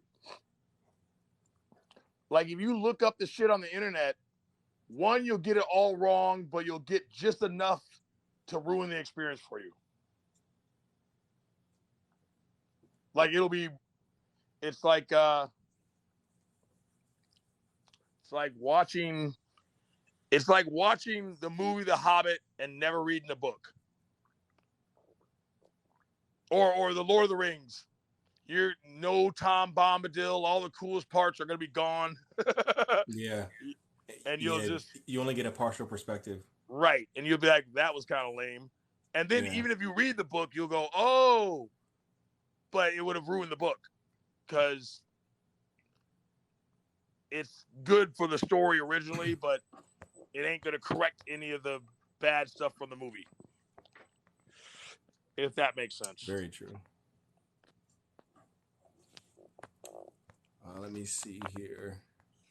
Oh wow, a lot of awards or whatever these are, speakers and ice creams are being sent to you.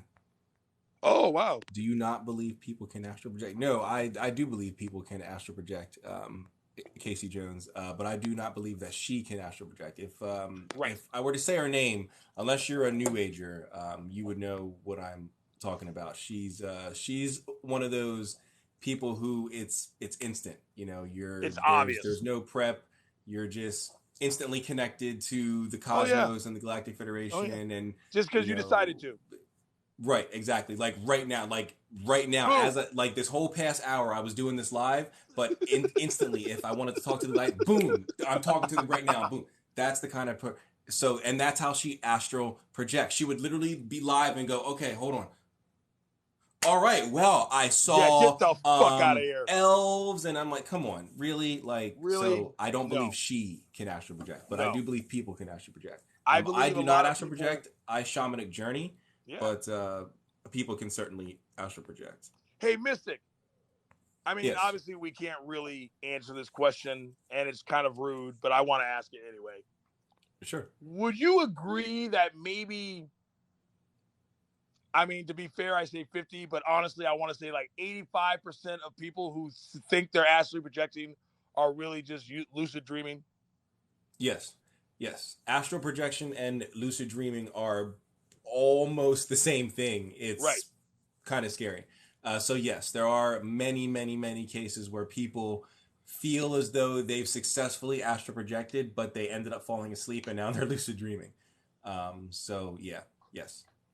Yep. Now can we say like 95? Yeah, I mean it's a large number, especially if you've never done any sort, because everyone thinks that astral projection is the only method of soul travel, but there's at least a dozen out there. It's just the most popular. You've never done, yes, it is the most popular.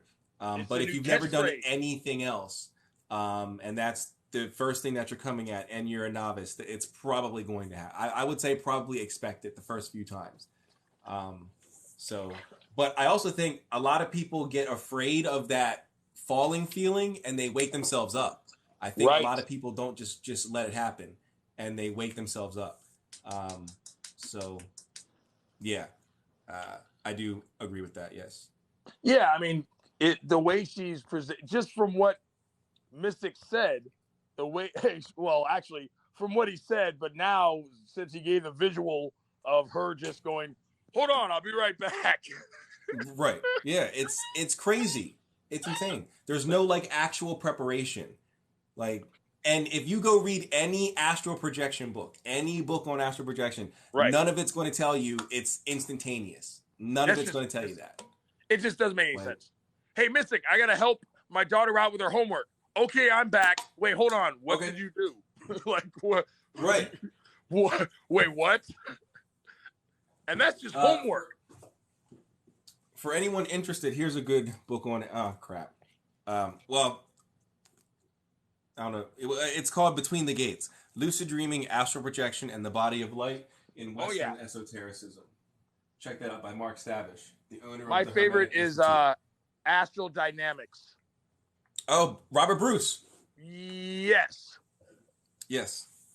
I like that one too. I know Robert Bruce's work very well. He also had some stuff on auras, I believe. It was him that I like. He had some aura stuff when I was going through my aura therapy training to be an aura therapist. We studied some of his work, and it was very, very good.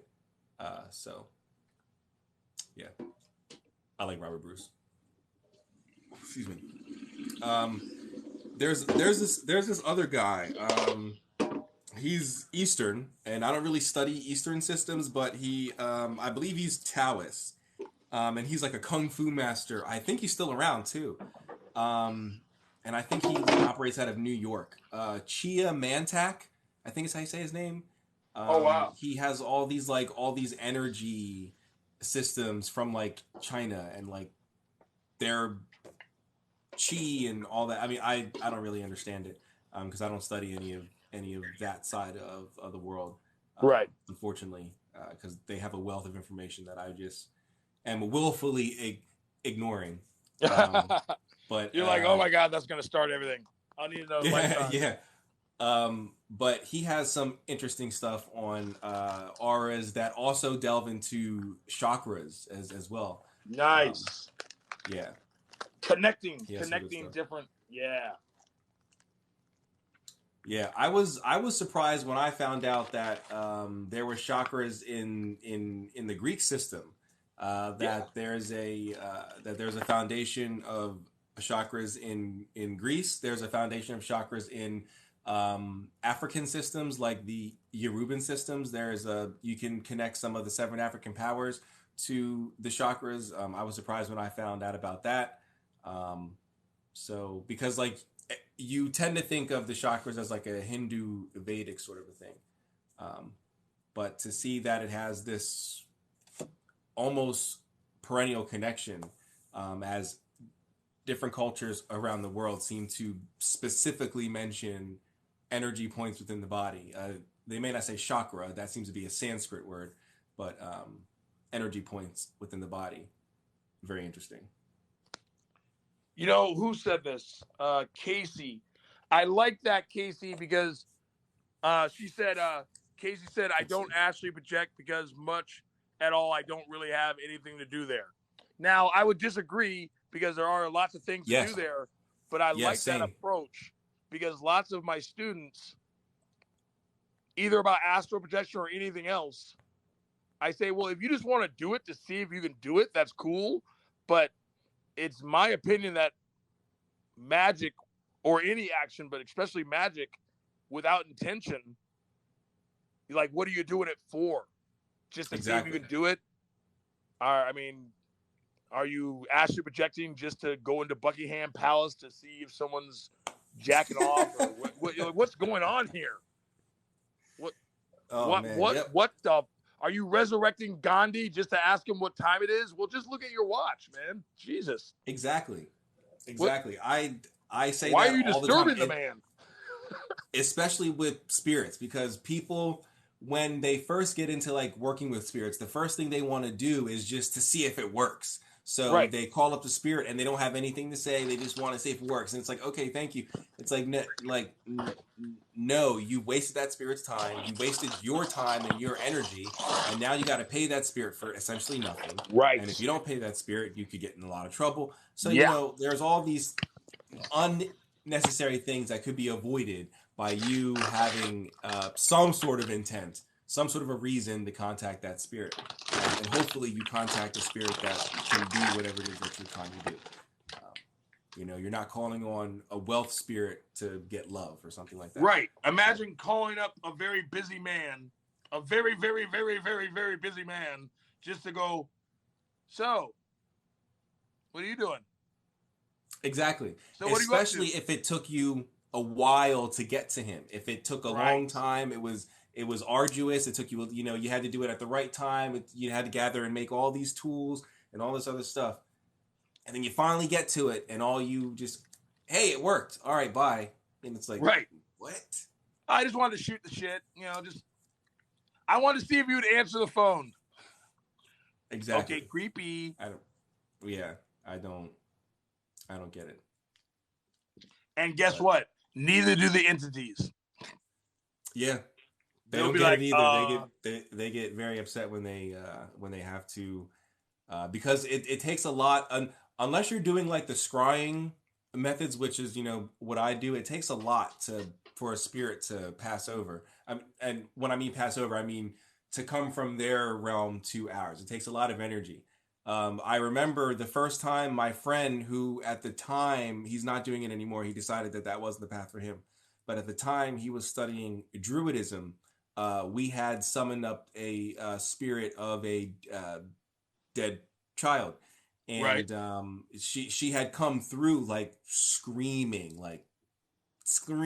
bloody murder, and we had never experienced that with angels or demons or Genius Loki or anything like that. So of course we were taken aback, and we asked her like, what, why? And she was like, well, the other spirits that you deal with are generally closer to our earthen realm than the dead are. We're in a whole other realm, so it takes a Right. lot for us to Right. have to cross over, which is another reason why I don't believe a lot of these channelers out here are channeling your dead grandma Right. again, also instantly, because it takes a lot for you to be able to cross over that veil, except on certain days of the year when the veil is thin. Usually it takes a lot. Yeah, a And lot of energy and maybe yes, possibly homework, depending on who the person is. yeah, yes. A lot of, well, I would say it would, well, okay, yeah. So like if you're dealing with like someone like a Saint Cyprian or something like that, yes. You can't just call on the spirit. There are certain requirements that you would have to do, like set up an altar. I know Saint Cyprian is one for colors. He loves the color purple. That's like his color. So Right. most people who set up altars to him, they use purple cloth, and they'll have like a purple picture of him and purple candles and all that. He likes rum, and he likes uh, not cloves. He likes cloves, um, and so you would like that. And so there are, like you said, homework, specific things that you'd have to do in order to get him specifically, as well as other types of spirits. So yes, I agree with that. You are a very, very, very knowledgeable occultist, and Oh well, thank you. well, of course. Thank you. I don't. I I mean, don't think so. I think I'm well, pretty you're a average. scholar. You're But you're very scholarly. I mean, to a yes, certain thank extent, you. I am too, but I'm more practiced, less scholarly. You're more scholarly. You know what I mean? Like Oh you, well, no, you, I, I, I do practice. right. We're But the we're scholarly, sitting right here next to you, my right. altar. But you speak most. Your lives are very scholarly. Like you're Oh going to yeah. be quoting. You're going to be looking up. You're going to be googling. Can you speak on the whole idea of learning the learning the rules before you know how to bend them? Oh yes, of course. So, the first thing is that you can't bend a rule that you don't fully understand. So building a foundation, a proper foundation, on which your practice can stand is important, because when you have a practice that is built on a solid foundation, number one, you understand your place. That's probably the most important thing. You understand who you are, not who you are as a person, but like who you are as a soul, and where you stand in the universe amongst the animals, amongst minerals, amongst the gods. You understand where you as a human and your soul is, and where your soul is going back to, when it, like, not, oh, you hope it, like, like this is what's going to be happening. So you should have a solid foundation, on which all that is built, because that is where your magic comes from. All of that is how your magic works. All of that cosmology is all built on that foundation, and you don't want it to be shaky, because Right. when it's shaky and someone can come and knock it over, then you start questioning not just your own practice, but then you start getting into this existential crisis and all this nonsense. So having a proper foundation, for a spiritual practice is super important, but for a practical practice, having a proper foundation is important. So that way, that the stuff that you're doing isn't pulled out of your own ass. It's based on some sort of occult or esoteric or mystical technology or methodology that works. And if it is something that you came up with, it's something that you came up with that's based on already established rules. You can't just make up your own rules. You live in a world that you did not create. I'm sorry. Yes, we can create our own, Period. But you Period. live in a world that is already created. And so you have to follow those rules. I'm sorry. I know people don't like it, but there are rules. You have to follow those rules. You can't make up your own. You can bend them, but as Paxton was saying earlier, you have to know how to bend them, and that comes with understanding the rules, and you understand the rules by building a proper foundation. So there's the steps to build up. So from an occult perspective, let's just say, after you build your foundation, after you do your cosmology, the next step up would be, say, correspondences. You would learn the elemental correspondences, the planetary correspondences, the daily correspondences. From there, you would probably learn a divination skill. From there, you would probably learn how to focus the energy manipulation into conscious will, which is a spell. And then you probably from there learn how to build on top of there, make it into a ritual, and then go on from there. So that's how I would answer that. Well done. Thank you. Thank you. And that's why if a book is worth its salt, it'll usually, especially if it's a beginner, not beginner book, but if it's guiding somebody in, you'll notice the chapters are written in order for a reason. It'll go from calling quarters to, they'll start with a meditative state. Well, actually, they'll start with a little bit of mythology and history, and then they'll go into a meditative state. Then they'll go into explaining the elemental. They always do that. Well, not always, but for the most part. And the starting out with like the history, that's the foundation building right there. Not all books do it in the occult, but a lot of books in the occult, before they get to you actually casting the circle, calling down the quarters, or calling down the moon or the sun or whatever, they give you the history. Like the first 2 or 3 chapters is usually how the witches or how the shamans or how the magicians of old did it and how it looked back then. You get your foundation, you get what they believed in and how it all looked, where this magic comes from. So that way, by the time you get to chapter 5, you're well equipped to work with whatever's in chapter 5. Unless you already know what you're doing, then of course you can skip to chapter 5. But working through 1 through 5, you build that proper foundation. That's why I had the honor of talking through email exchange before he passed, the late Donald Michael Craig. Who wrote, wow. Well, it was just email. It wasn't anything crazy. He wrote Modern Magic and a bunch of other books, but he wrote Modern Magic, which is probably the best-selling occult book in the world, probably still. And I had hit him up back in like 2009 or 2010, and I had asked him, I was like, I am not having any success getting a spirit to appear. I just started studying Grimtrad like a year or 2 ago. Nothing's working out. I found your book. It promises that I can, summon spirits if I work through it. Like, is this really the way? And he was like, listen, I don't know like what your background is, but if you work through chat from 1 through 9 and you work through each of those, do each of the rituals exactly, and you do them, I can promise you, you will be able to evoke a spirit. Yeah, you'll get results. You will get results. Right. Exactly. If you build on the proper foundation. And he does provide a solid foundation for someone who wants to start with Western ceremonial magic. If you're into witchcraft or something, he's not really good. But for a ceremonialist, he's great. There are some mistakes, but nothing that would ruin the ritual. So let me see here. I'm backed up a lot. Sorry, guys. Let me skip up a little bit here. We've been It would be wise to pray over those crystals for protection, love, and justice for whoever minded them.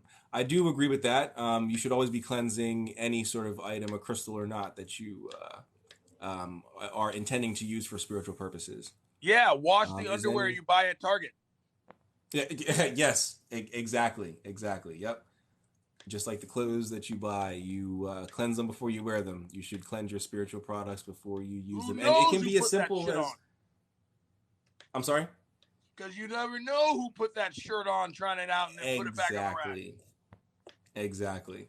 Exactly. Especially buying stuff from like secondhand shops. Like I know like a lot of people on Witch Talk love to show off like their witchy items that they or items that they bought from like pawn shops or like Yes. Goodwill or whatever. And they're using it. They're like repurposing it for witchcraft. That's cool and all, and you should certainly do that, but you definitely want to make sure you cleanse those items. It's items especially that didn't come right from the warehouse, so like you're the first person to really like actually use it. If it's been used before, you certainly want to cleanse it. Definitely want to get all that whatever energy is on there off of there. Yep. Could you say, in a sense, magic can be like putting on a show for the gods, goddess, if that makes sense? Huh? Theater for the gods. I don't know if I mean. I guess in a way because there is sort of a ritual drama, if you will, and a lot of the Greek and Egyptian mysteries do act out certain stories with their initiations and things like that. So I guess interesting. That's very. Who said that? Drain J. Yes, very interesting. I would agree with that. Very interesting. Yeah, I'm I not sure read if you would that, agree with and that, Paxton. I read that, and I was thinking, and I agree with it, but I didn't know what I wanted to say about it. Yeah, I wouldn't say every ritual would be, dramatization for the gods, like they're entertained by it, but certain rituals, I would say, may very well be. Because it's certainly a reenactment. And I'm sure if I was a god and somebody was reenacting my story, especially if it was a heroic story or a story that I overcame some sort of a triumph and became a god or whatever, I would be pretty happy that somebody, I mean, just like that, as above, so below. Just like down here on Earth, if someone made a movie about you and you're still, I'm sure you'd be pretty hype, or a TV show, Yep. you'd be pretty like, yo, someone made a movie about me or something like that, you'd be pretty hype. So, sorry. Yes, some rituals. I do agree with that, Drain J. And thank you for being here. How do you get the books? It depends on what books you're looking for. Some of them you can get for free. I've shown websites like esotericarchives.com is a good place to get some free books on Western esotericism. You can go to sacredtext.com as well. But if you want physical books, rather than just rattle off a bunch of publishers, just check out Miskatonic, Miskatonic, miskatonicbooks.com. And there's a bunch of occult and mystical texts that are there as well. Thank you for the roses, Paul Shane. Thank you very much. Is any absolute king or absolute president ready for absolute Christ? Well, I don't know what is absolute Christ. What is that? And I'm not familiar with that theology. Gluten causes 99 diseases. Why is that your name? And I don't mean to laugh. I apologize if you or anyone else is dealing with gluten caused diseases. It's just an interesting name. That's all. Have you heard of Sam the Illusionist? I have not, but I'm not really into like stage magic. I mean, like Chris Angel and stuff like that's cool, but like I'm not really into like stage magic. But you wouldn't know it once you found yourself waking up. What do you mean about the lucid dreaming? I'm trying to remember. What were we talking about the people like waking up when they feel themselves falling? Is that what you mean? Could lucid dreaming be used like astral projection though?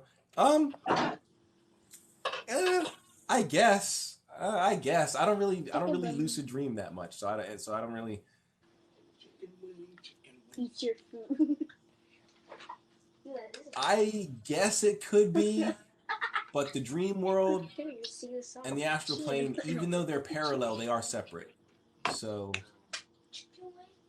I guess if you can control the dream and you can do whatever you want, I guess you can make it mirror the astral plane, and in that way you could, make it astral projection, but it would be an illusion. I don't know. That's a good question. Interesting. I don't know. We should convene a council of occultists, like Constantine convened the Council of Nicaea. We should convene the Council of, I don't know, what's a major city here in the U.S.? The Council of New York. No, that sounds ill. That sounds stupid. The Council of Seattle. I don't know. We'll figure it out, and we'll convene the council at a later date. There are government agents waiting for people who wake up on the wrong side of the bed. So funny. I was like, what do you mean? I don't understand what that means. I started projecting as a young child to escape abuse. That is a way that can induce astral projection without you even wanting to. I read about that when and I don't want to get into this at all, but I read about that when I was reading about like the Dutroux affair and all that other stuff, MK Ultra and all that stuff. How abuse can induce various forms of dissociation.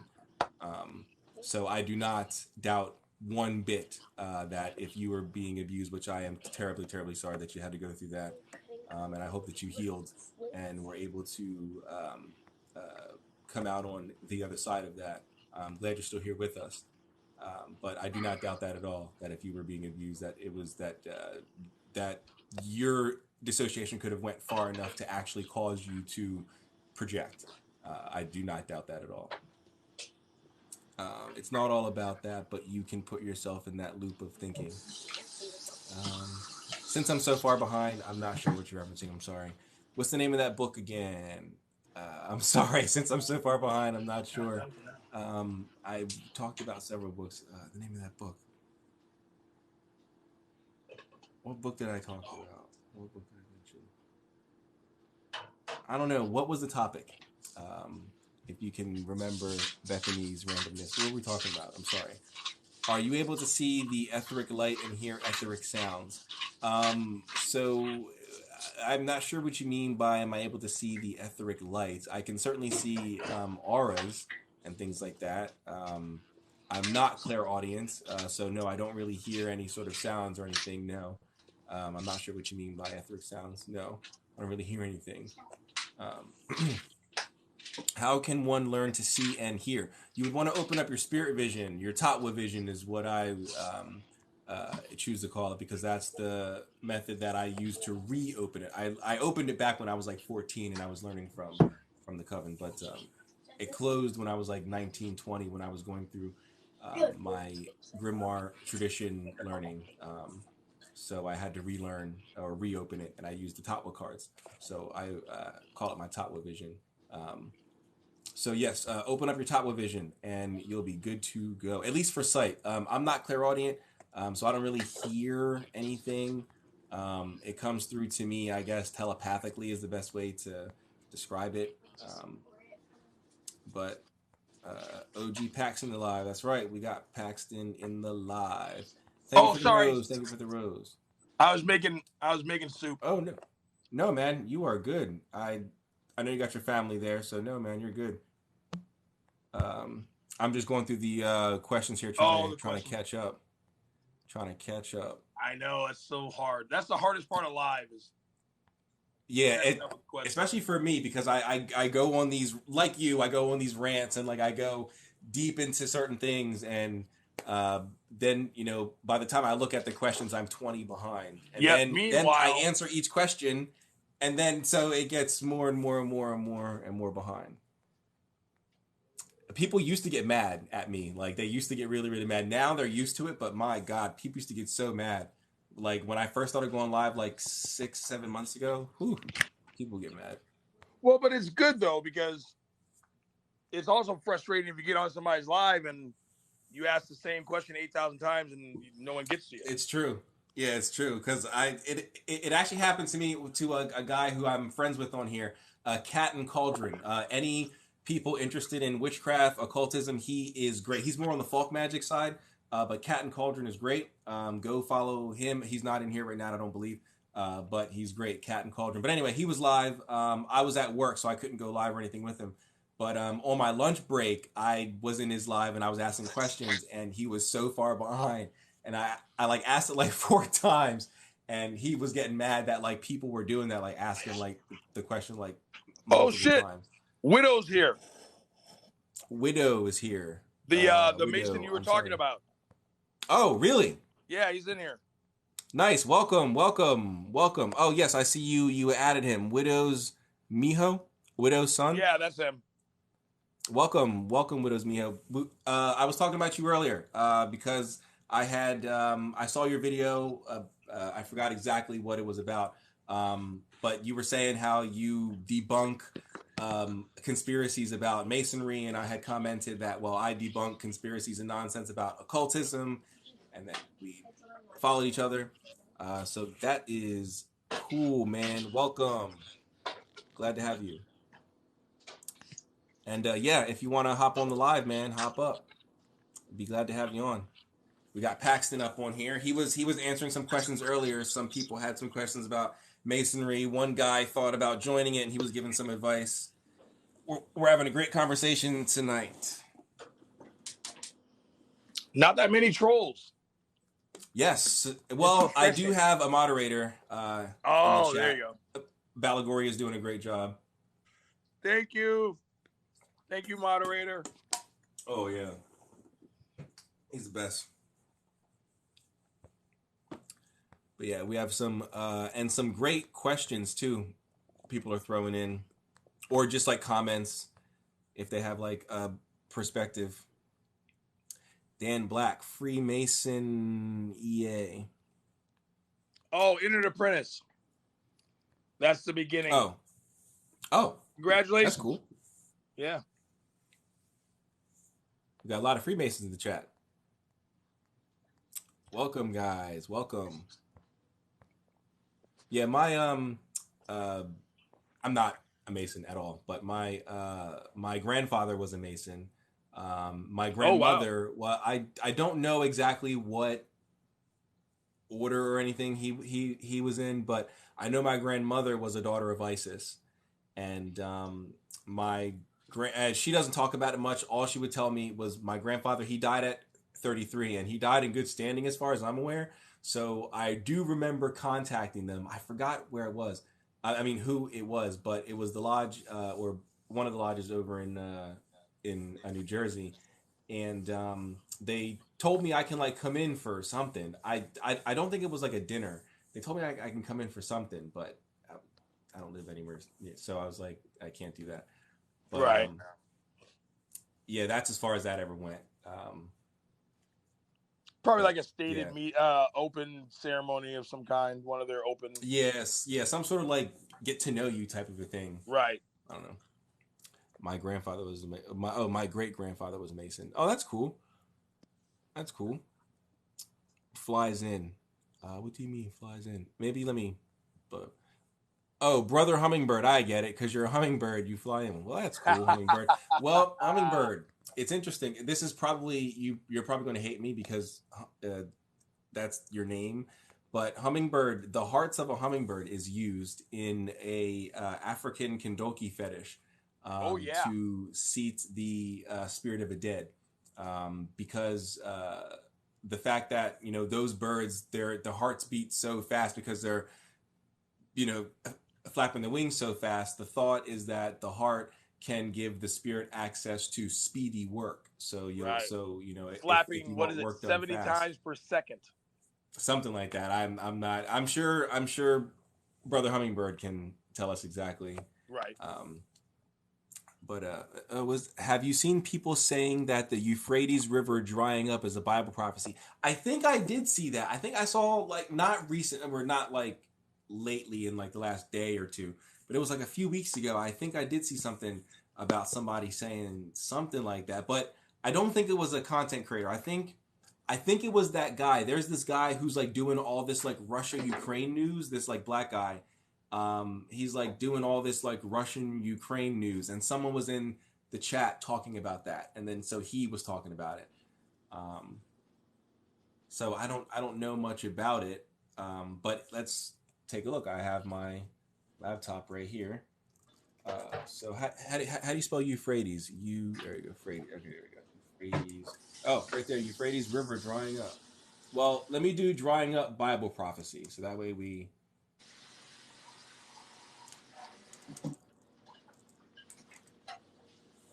End time believers see prophecies fulfilled. Oh, this is back. This was back as in 03, 2009. And see, so with Christians, it's always like it's always coming. Back in 2023, it was or 2023, 2003, it was the end time because the Euphrates was drying up. And then in 2009, it was the end times because the Euphrates was drying up. Apparently, here it is again in 2006 on jster.org.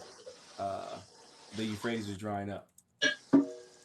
Now I guess we're back at it again in 20, and I guess end of 2021 and 2022 we're back at it again.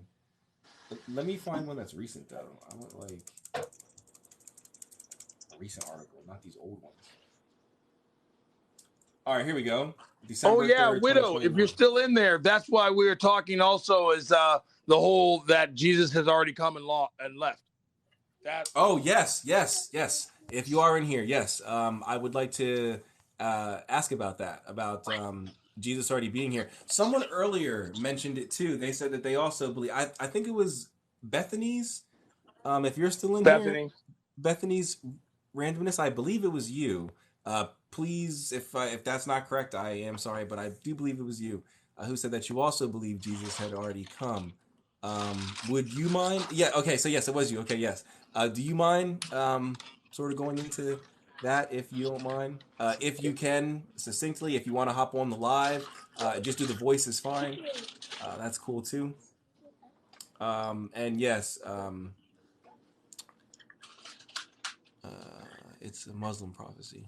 Hummingbirds aren't found in Africa. No, it's just a requirement. You would buy it. You would get a dried dried hummingbird. They sell them at the markets.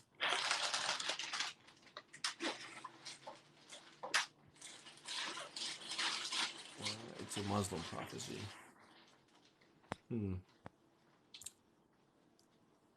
Let's see here. Hello, bro. Hello, bro. Oh, I guess hello. Hello, bro. Hello. How are you? It's always coming because it's always been cyclical is all.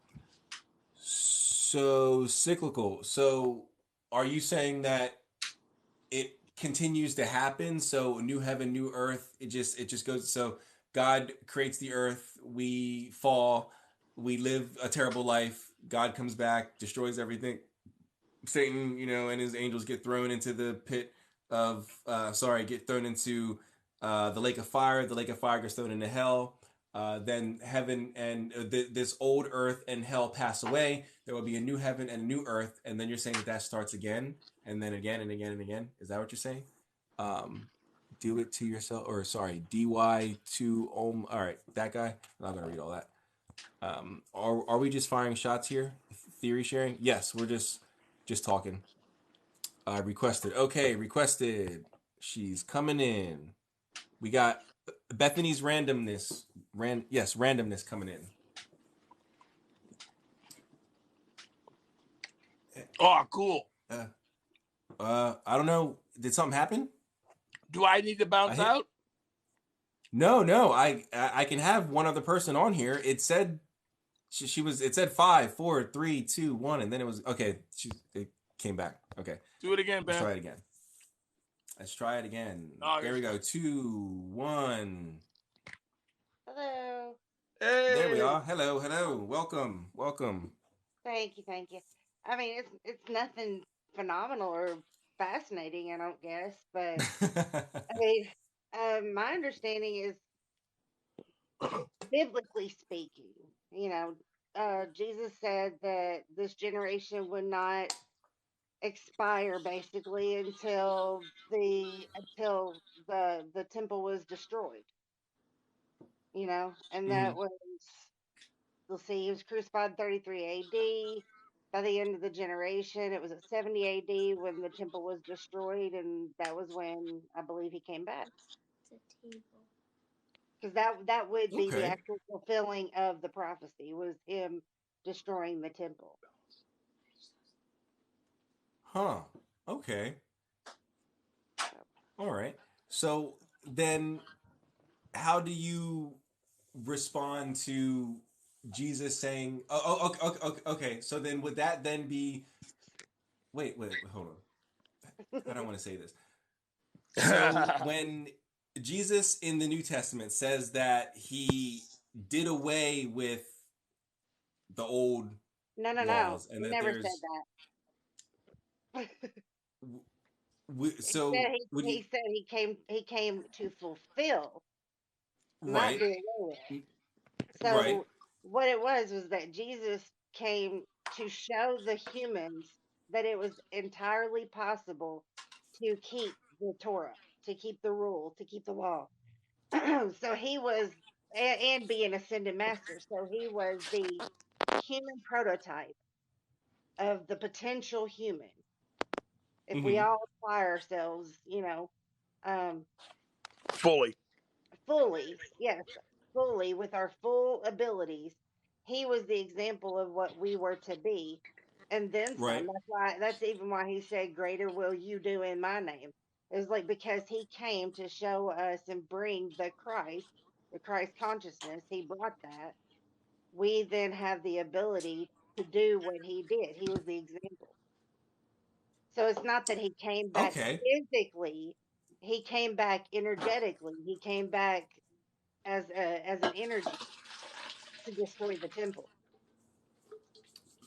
That's a very interesting perspective. It sounds a lot like in grimoire tradition we have divine authority in that we believe that we can do everything that God essentially can do by doing a series of acts and rites and vibrations of names to sort of align ourselves with sort of a temporary theosis, I guess you will. Like an alchemical And marriage. I'm sorry. Like an alchemical marriage. Sort of. Okay. It's recommended that you go through the alchemical marriage so you achieve union with your higher self or your HGA before Uh-huh. embarking on things that would require divine authority. But it's not required. But it Hmm. certainly would definitely help. Um, Hmm. but yeah, that sounds a lot like achieving divine authority, being able to do the things that Jesus or that God can do because we are emanations of God. We Right. are divine expressions of God. At least I go through the Hermetic way. So Right. coming As in, from the we are the new, from the prime mover microcosm of of the God down macro. through the spheres. I'm sorry. Like we are the microcosm of the macrocosm. Exactly. Yes. As above, so below. Yes. Exactly. As Mr. Exactly. Paxton says, the power 10. Yeah. Yes. Exactly. Well, and that's the whole. That's one of the big things. It's that you can't say a cult, but most most of certain magic practitioners, they acknowledge if there was a Jesus, that the Christ was a state of being he achieved rather than he is the only one who can do this shit. Right. Mm-hmm. Right. Or, and at worst, not worst, but at least he was the one who did the best thing. Or maybe he did it, but that all of us can, through a certain way of doing things, achieve either parts, if not all, of the Buddha, Krishna, Dali, Hmm. Mo, all the top dogs, all the. But then you would go to Kali, you would go to, Thoth, a lot of these, that we are able to do, unlock, manifest, etc. Right. And personally, I'm an omnist. You know, Mm-hmm. I genuinely believe that every single, especially every major religion in the world, it's just retelling the same story over and over and over Come on. again. You know, they're going to give it all different Come on. names and attach different titles to different things, but I genuinely believe it's all explaining the same thing. Right. Right. I agree with that. And the occult or is the different same way. aspects of the Most same of all thing. of occultism comes Yeah. from shamanism. Come on, outside. Come on. Right. Mhm. So Yep. That's I do it. agree with the perennialist nature of most things. All right. Well, I'm gonna jump off here. I'm gonna go back in the crowd because I like it better there. Okay. All right. All Thanks. right. Thanks for hopping on. Thank you. Bye. Have a good one. That was a good explanation. Thank you for Yeah, that. that's I was not great. aware of that perspective. I was not aware of that point of view. It's always good for people to share things and to learn. Because I was not aware that there was a perspective that Jesus had already come. Well, Yeah, don't the Widow, are Jews you kind of still already in believe there? that? I think. He can explain it so much better than I'm doing it. Yeah. Let me see if he said anything. Widow, if you're still there, come on in. Yes, Drop that please, please. shit, baby. Jesus Christ. Your moderator asked. He was like, "Dude, Widow, jump in." Let me see here. Yeah, I don't. I went back up to when Bethany said that it was her saying about Jesus already coming back. So I don't think he said anything. So I don't know if he's still in here, and it won't let me see. Hold on, can I? Will it let me? Oh wait, it does let me see who's in here. Oh, it will. Nice. Well, at least it. Well, maybe not. Hold on. 1, 2, 3. No, oh wait, no. This is only showing me 8, and it says that I have 16 in here. So never mind. This is just my top viewers. So there's 8 of you that are got my it. top viewers. Thank you guys. But okay, let's see. So the temple, third eye, or a physical man-made one. When you pray, you use the frontal cortex of the brain. Now, where is the pineal gland located? I do not disagree with you, Larry B. 2019. Man ate the fruit of knowledge, and the fruit of life became as funny. I was reading that story just now. Interesting. Synchronicities. I'm Or as I'm yes. very much on the book the Ishmael version of that, in that Cain killing Abel was a description of the agricultural boom, where we decided to put life and death in our own hands and start farming, which causes ownership of land rather than stewardship of land and division, and An that allegory, huh? Cain and Abel were brothers, and thus the tree of knowledge over life and death was the agricultural knowledge and killing off. There's a clash of cultures, and that Right. the nomads were killed off by the not killed off, well, killed off, but also converted by the farmers, Huh. because you can't have a bunch of people herding cattle, wandering through the land and living nomadically if you own what they're wandering through. And so that Right. clash of cultures came about. It's a whole I never. philosophy. Wow. Yeah, it's crazy. They in Ishmael, the gorilla is teaching the man how to live, and he's saying that, the Garden of Eden, was not where deers licked lions and butterflies hung out with flies. It was more living like an animal, meaning in tune with nature and all the things Right. animals do and don't do. Like they all get to drink at the watering hole. Lions don't go out of their way to kill food unless they're hungry, all that kind of fun shit. And that humans, with the advanced knowledge and reason that we gain the tree of knowledge over life and death, like science, medicine, but more importantly and firstly, agriculture. So that's when we exited the Garden of Eden, because we stopped being the animal that lived off the land and was okay with death. Okay. And we became, raw. And so that culture war was going on throughout all the countries. And, Right. even still it's least, but, notably for Americans, where the pilgrims with the Native Americans, dude, you can't be living like that. this is a state now. You know what I mean? Yeah. Or even in Africa, the Maasai, you know, they are trying to keep their old lifestyle, but literally is not compatible with the freeways, highways, cities, yards, property, you know, and that stewardship ended. We belong to the earth, or the earth belongs to us.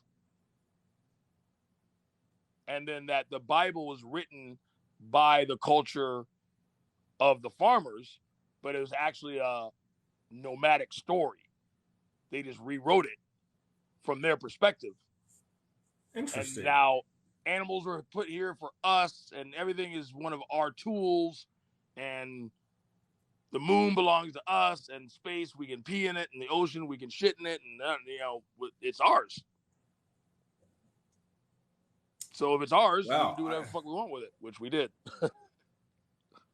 And you said this is by Ishmael?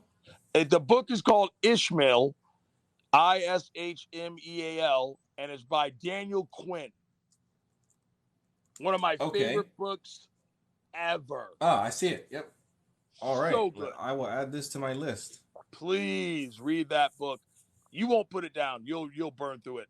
And it's a wonderful conversation just between a student and a teacher. It just so happens the teacher's a gorilla and the student's a guy. Okay. Nice. And he starts it off basically, you know, the beginning lesson was basically, why do humans think that you're the end of the story? Like, why do you think you are the epitome of the end? Right. Like, really, evolution just stops with you. You're the top dog. You're the end. So, what sort of spiritual perspective would you say this book would be coming from? Well, he actually started his whole there's a whole movement now about but I guess it's less spiritual. It's really kind of more well, it is spiritual, but it was more like a cultural kind of evolutionary thing where it's like just realizing his point, which I agree with, but his point is he calls the nomadic people the leavers and the agricultural boom the takers. And that the Bible was written by the leavers who leave their, you know, I mean, like they would not overpopulate an area. They would keep their population low because they didn't want to eat all the grapes off the vine. They didn't want to eat all the buffalo, whatever. But once we realized that we could plant, well, then we can overpopulate, because if I want more people, I just use more land and then I just plant more food. And that is the birth of villages, division, nations, countries. Because before then, there weren't wars. The tribes of indigenous areas, they weren't killing for genocide. They were fighting the way the giants fight the Vikings. They want bragging rights. They want the trophy. They don't want to kill them off, though, because who would they fight next year? Like, they wanted to beat them. But it wasn't necessarily, I want to wipe your history off the face of the planet. Exactly. They would actually honor their warriors, because that meant you were a better warrior if you beat them. I mean, what UFC fighter says, you know, this guy's an easy knockout, but I want to fight him? No one. They want to fight the best.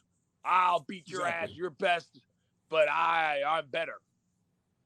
You know, no one wants to play basketball against a bunch of fourth graders. It's like, you suck. Good job fighting a cripple. Yeah, it's funny that you brought up this book about the allegory. I recently read oh my God, what's it called?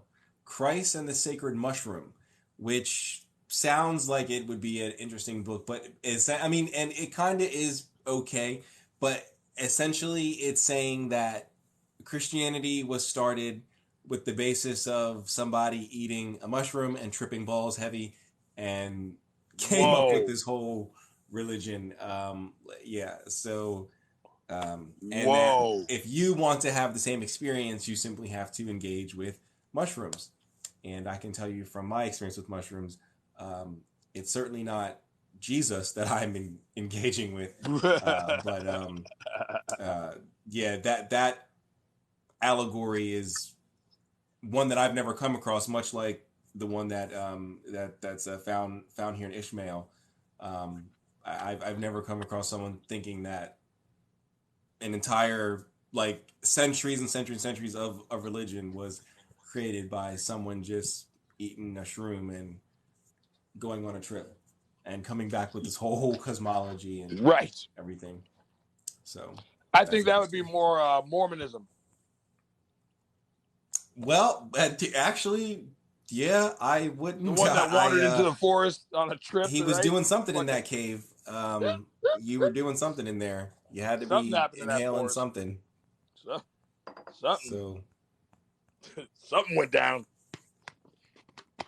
they say the same thing about Moses when he was on the mountain talking to the burning bush. They say that burning bush was a certain type of plant, and it was like causing him to, I won't say hallucinate, but it put him into an altered state to be able to communicate with. Oh yeah, the plant an entity. burning. Yeah. Yeah. I mean, so hell yeah. Like I wouldn't say he was tripping, but he, if you believe in that lore, it would have been a plant that was, that Altered was burning, state. but it was Right. yeah, it was able to switch its state, which is interesting to think about. And then he came down with the laws. So I guess there is sort of a precedent for someone taking or being around some sort of a substance and then coming down with a whole religion. Let me see here. Quick question. There mentions other religions of people being separated to speak different. Quick question. Is there mentions in other religions of people being separated to speak different? Oh, to speak different languages. So like the Tower of Babel in Christianity. I do not know. I cannot think of any, but I'm no religion scholar, and I really don't study much outside of occultism. I don't, but I can't think of any religions off the top of my head. Paxton, I don't know if you know any. Any religions that what? It was a question from Larry B 2019. He wanted to know if there's any other religions that mention people being separated to speak different languages. So sort of like the Tower of Babel. So the biblical reason why we have so many languages. I don't know. Yeah, I can't think of any. I think all the Abrahamic religions believe that. Yeah. But so you mean I think all the Abrahamic religions believe that. Yeah. But so you mean other religions like Hindu and yeah, I think that's what you're getting at. I know. Yeah, I don't know of any. Or it was taken for granted, but not on purpose. But even so, the Tower of Babel to me is a weird story anyway. They built a tower to try to get to heaven. I don't know. I can't see that happening. Like to get to heaven. I can't see ancient peoples doing anything like that. But perhaps I'm wrong. I don't. That's a weird story for me. Whittle also has a lot of knowledge about that. He speaks on that a lot. Oh, okay, cool. Yeah, it sucks that he's not here. Or if he is here, he probably started his own live. Yeah. Knowing him. Mushrooms definitely affect the ego. I do not doubt that. I certainly wasn't using it for any spiritual purposes, I'll tell you that. I was using it for other purposes, but wouldn't early be druids? Wouldn't early what be druids? Wouldn't early what be druids? All right, so it's 11:11. Wow, 11:11. I'm Nice. probably gonna go in like 4 minutes, Okay. like 11:15, because I would have been on here for like 3 hours. Oh my! I know. I've seen you. I didn't join till recently, but I saw you, and I came back and I saw you still. I was like, oh wow. Yeah, I was. I mean, but it was a great conversation with you on here, and Bethany hopped on, and we had some great questions. Yeah, it's We fun. still got some here. Hypnagogic hallucinations. Yeah. Well, wouldn't that be the sleep state though? That wouldn't be like induced by a substance. Isn't hypnagogic like the sleep state thingy? Like when you're tired and you're like in between, waking and sleep, and you start to think you see things or hear things.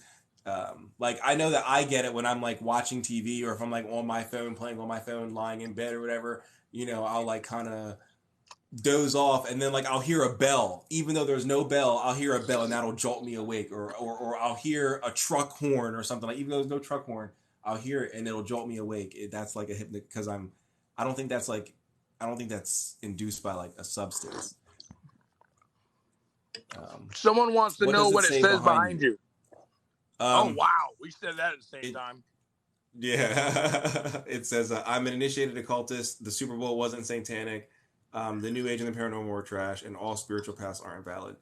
I mainly got on here to talk about the Super Bowl part of it. I had a video that got a lot of people upset that I did on Monday. I love that video, by the way. Well, thank you very much. Sorry, it said that there was someone at my front door. Thank you very much. Thank you very much. A lot of people did not like it, so got a lot of. Ever since the Lil Wayne and the Travis Scott and all that, I want to touch on that. Yep. It's basically just really it's the people looking for likes. Hold on. I gotta shut my door. They're drunk. I got friends coming in drunk. Nice.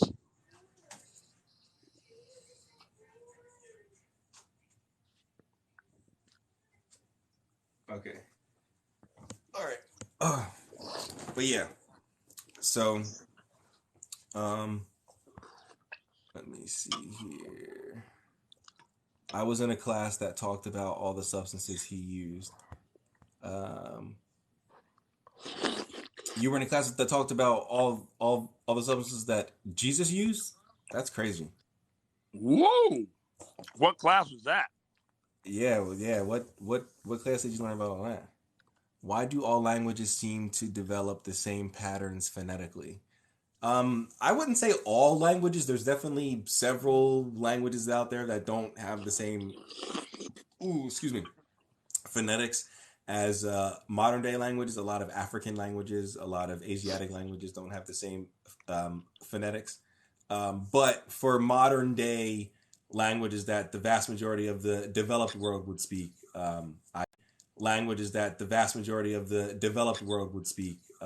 I don't know. I'm not a linguist, but it would seem that the Romans might be common. Yeah, that there might be like a common language that everybody sprang from.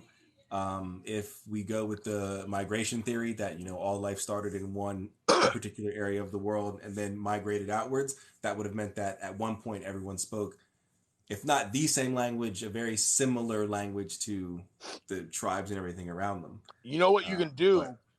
What you can do is, and I'm not a musician to this extent, but you can study music chords. By no means I don't know anything are about the music. only ones, but there's some very popular ones that are more apt to blend into other songs and easily adapted, and so there's the ease in which sometimes, or the effectiveness, I guess. Huh. Okay. Yeah, I don't know anything about music, so I was not aware of that. If I'm remembering right, Josephus added that story. It wasn't originally in the Bible. Oh, okay. Yeah, there's a lot of stories that I know that were at, like, I know hell wasn't originally, or at least hell as like a place of like torment and things like that, eternal punishment. That was added by, I forgot, someone. I don't know. But all right, I'm gonna get through these last few questions here. Says I have about 5 or 6, and then I'm gonna hop off for the evening. I'm gonna bounce out right now, man. Thank you so much. Thank you, Pax. Not a problem at all. Enjoy the rest of your night and have a great weekend. All right, you too. Thank you, bro. Peace. All right, I'm going to finish out with these last few, and then I will call it a night. There's a god, I think it's Hypnos, that controls sleep and dream state. I can't remember if it's Greek or Roman. I think you're right. I think you're right.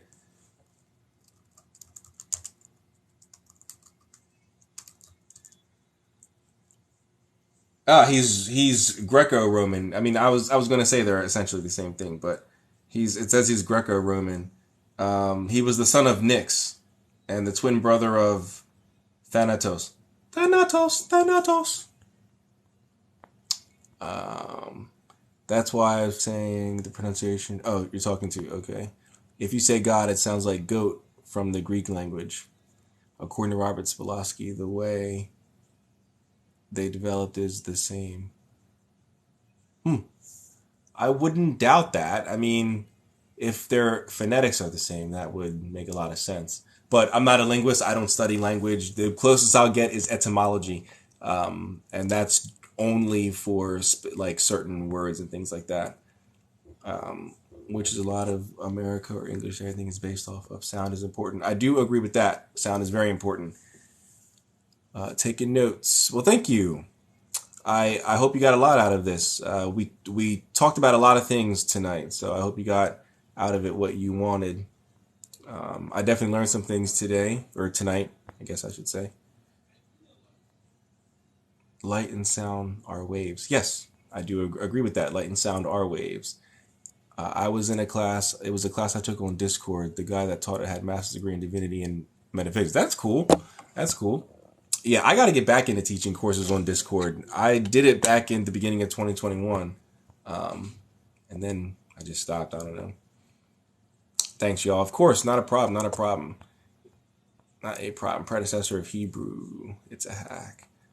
Thank you for all the good, thought-provoking conversation. No, thank you, Bethany. Thank you. I'm here to just clear up the air on certain things and also engage on certain things.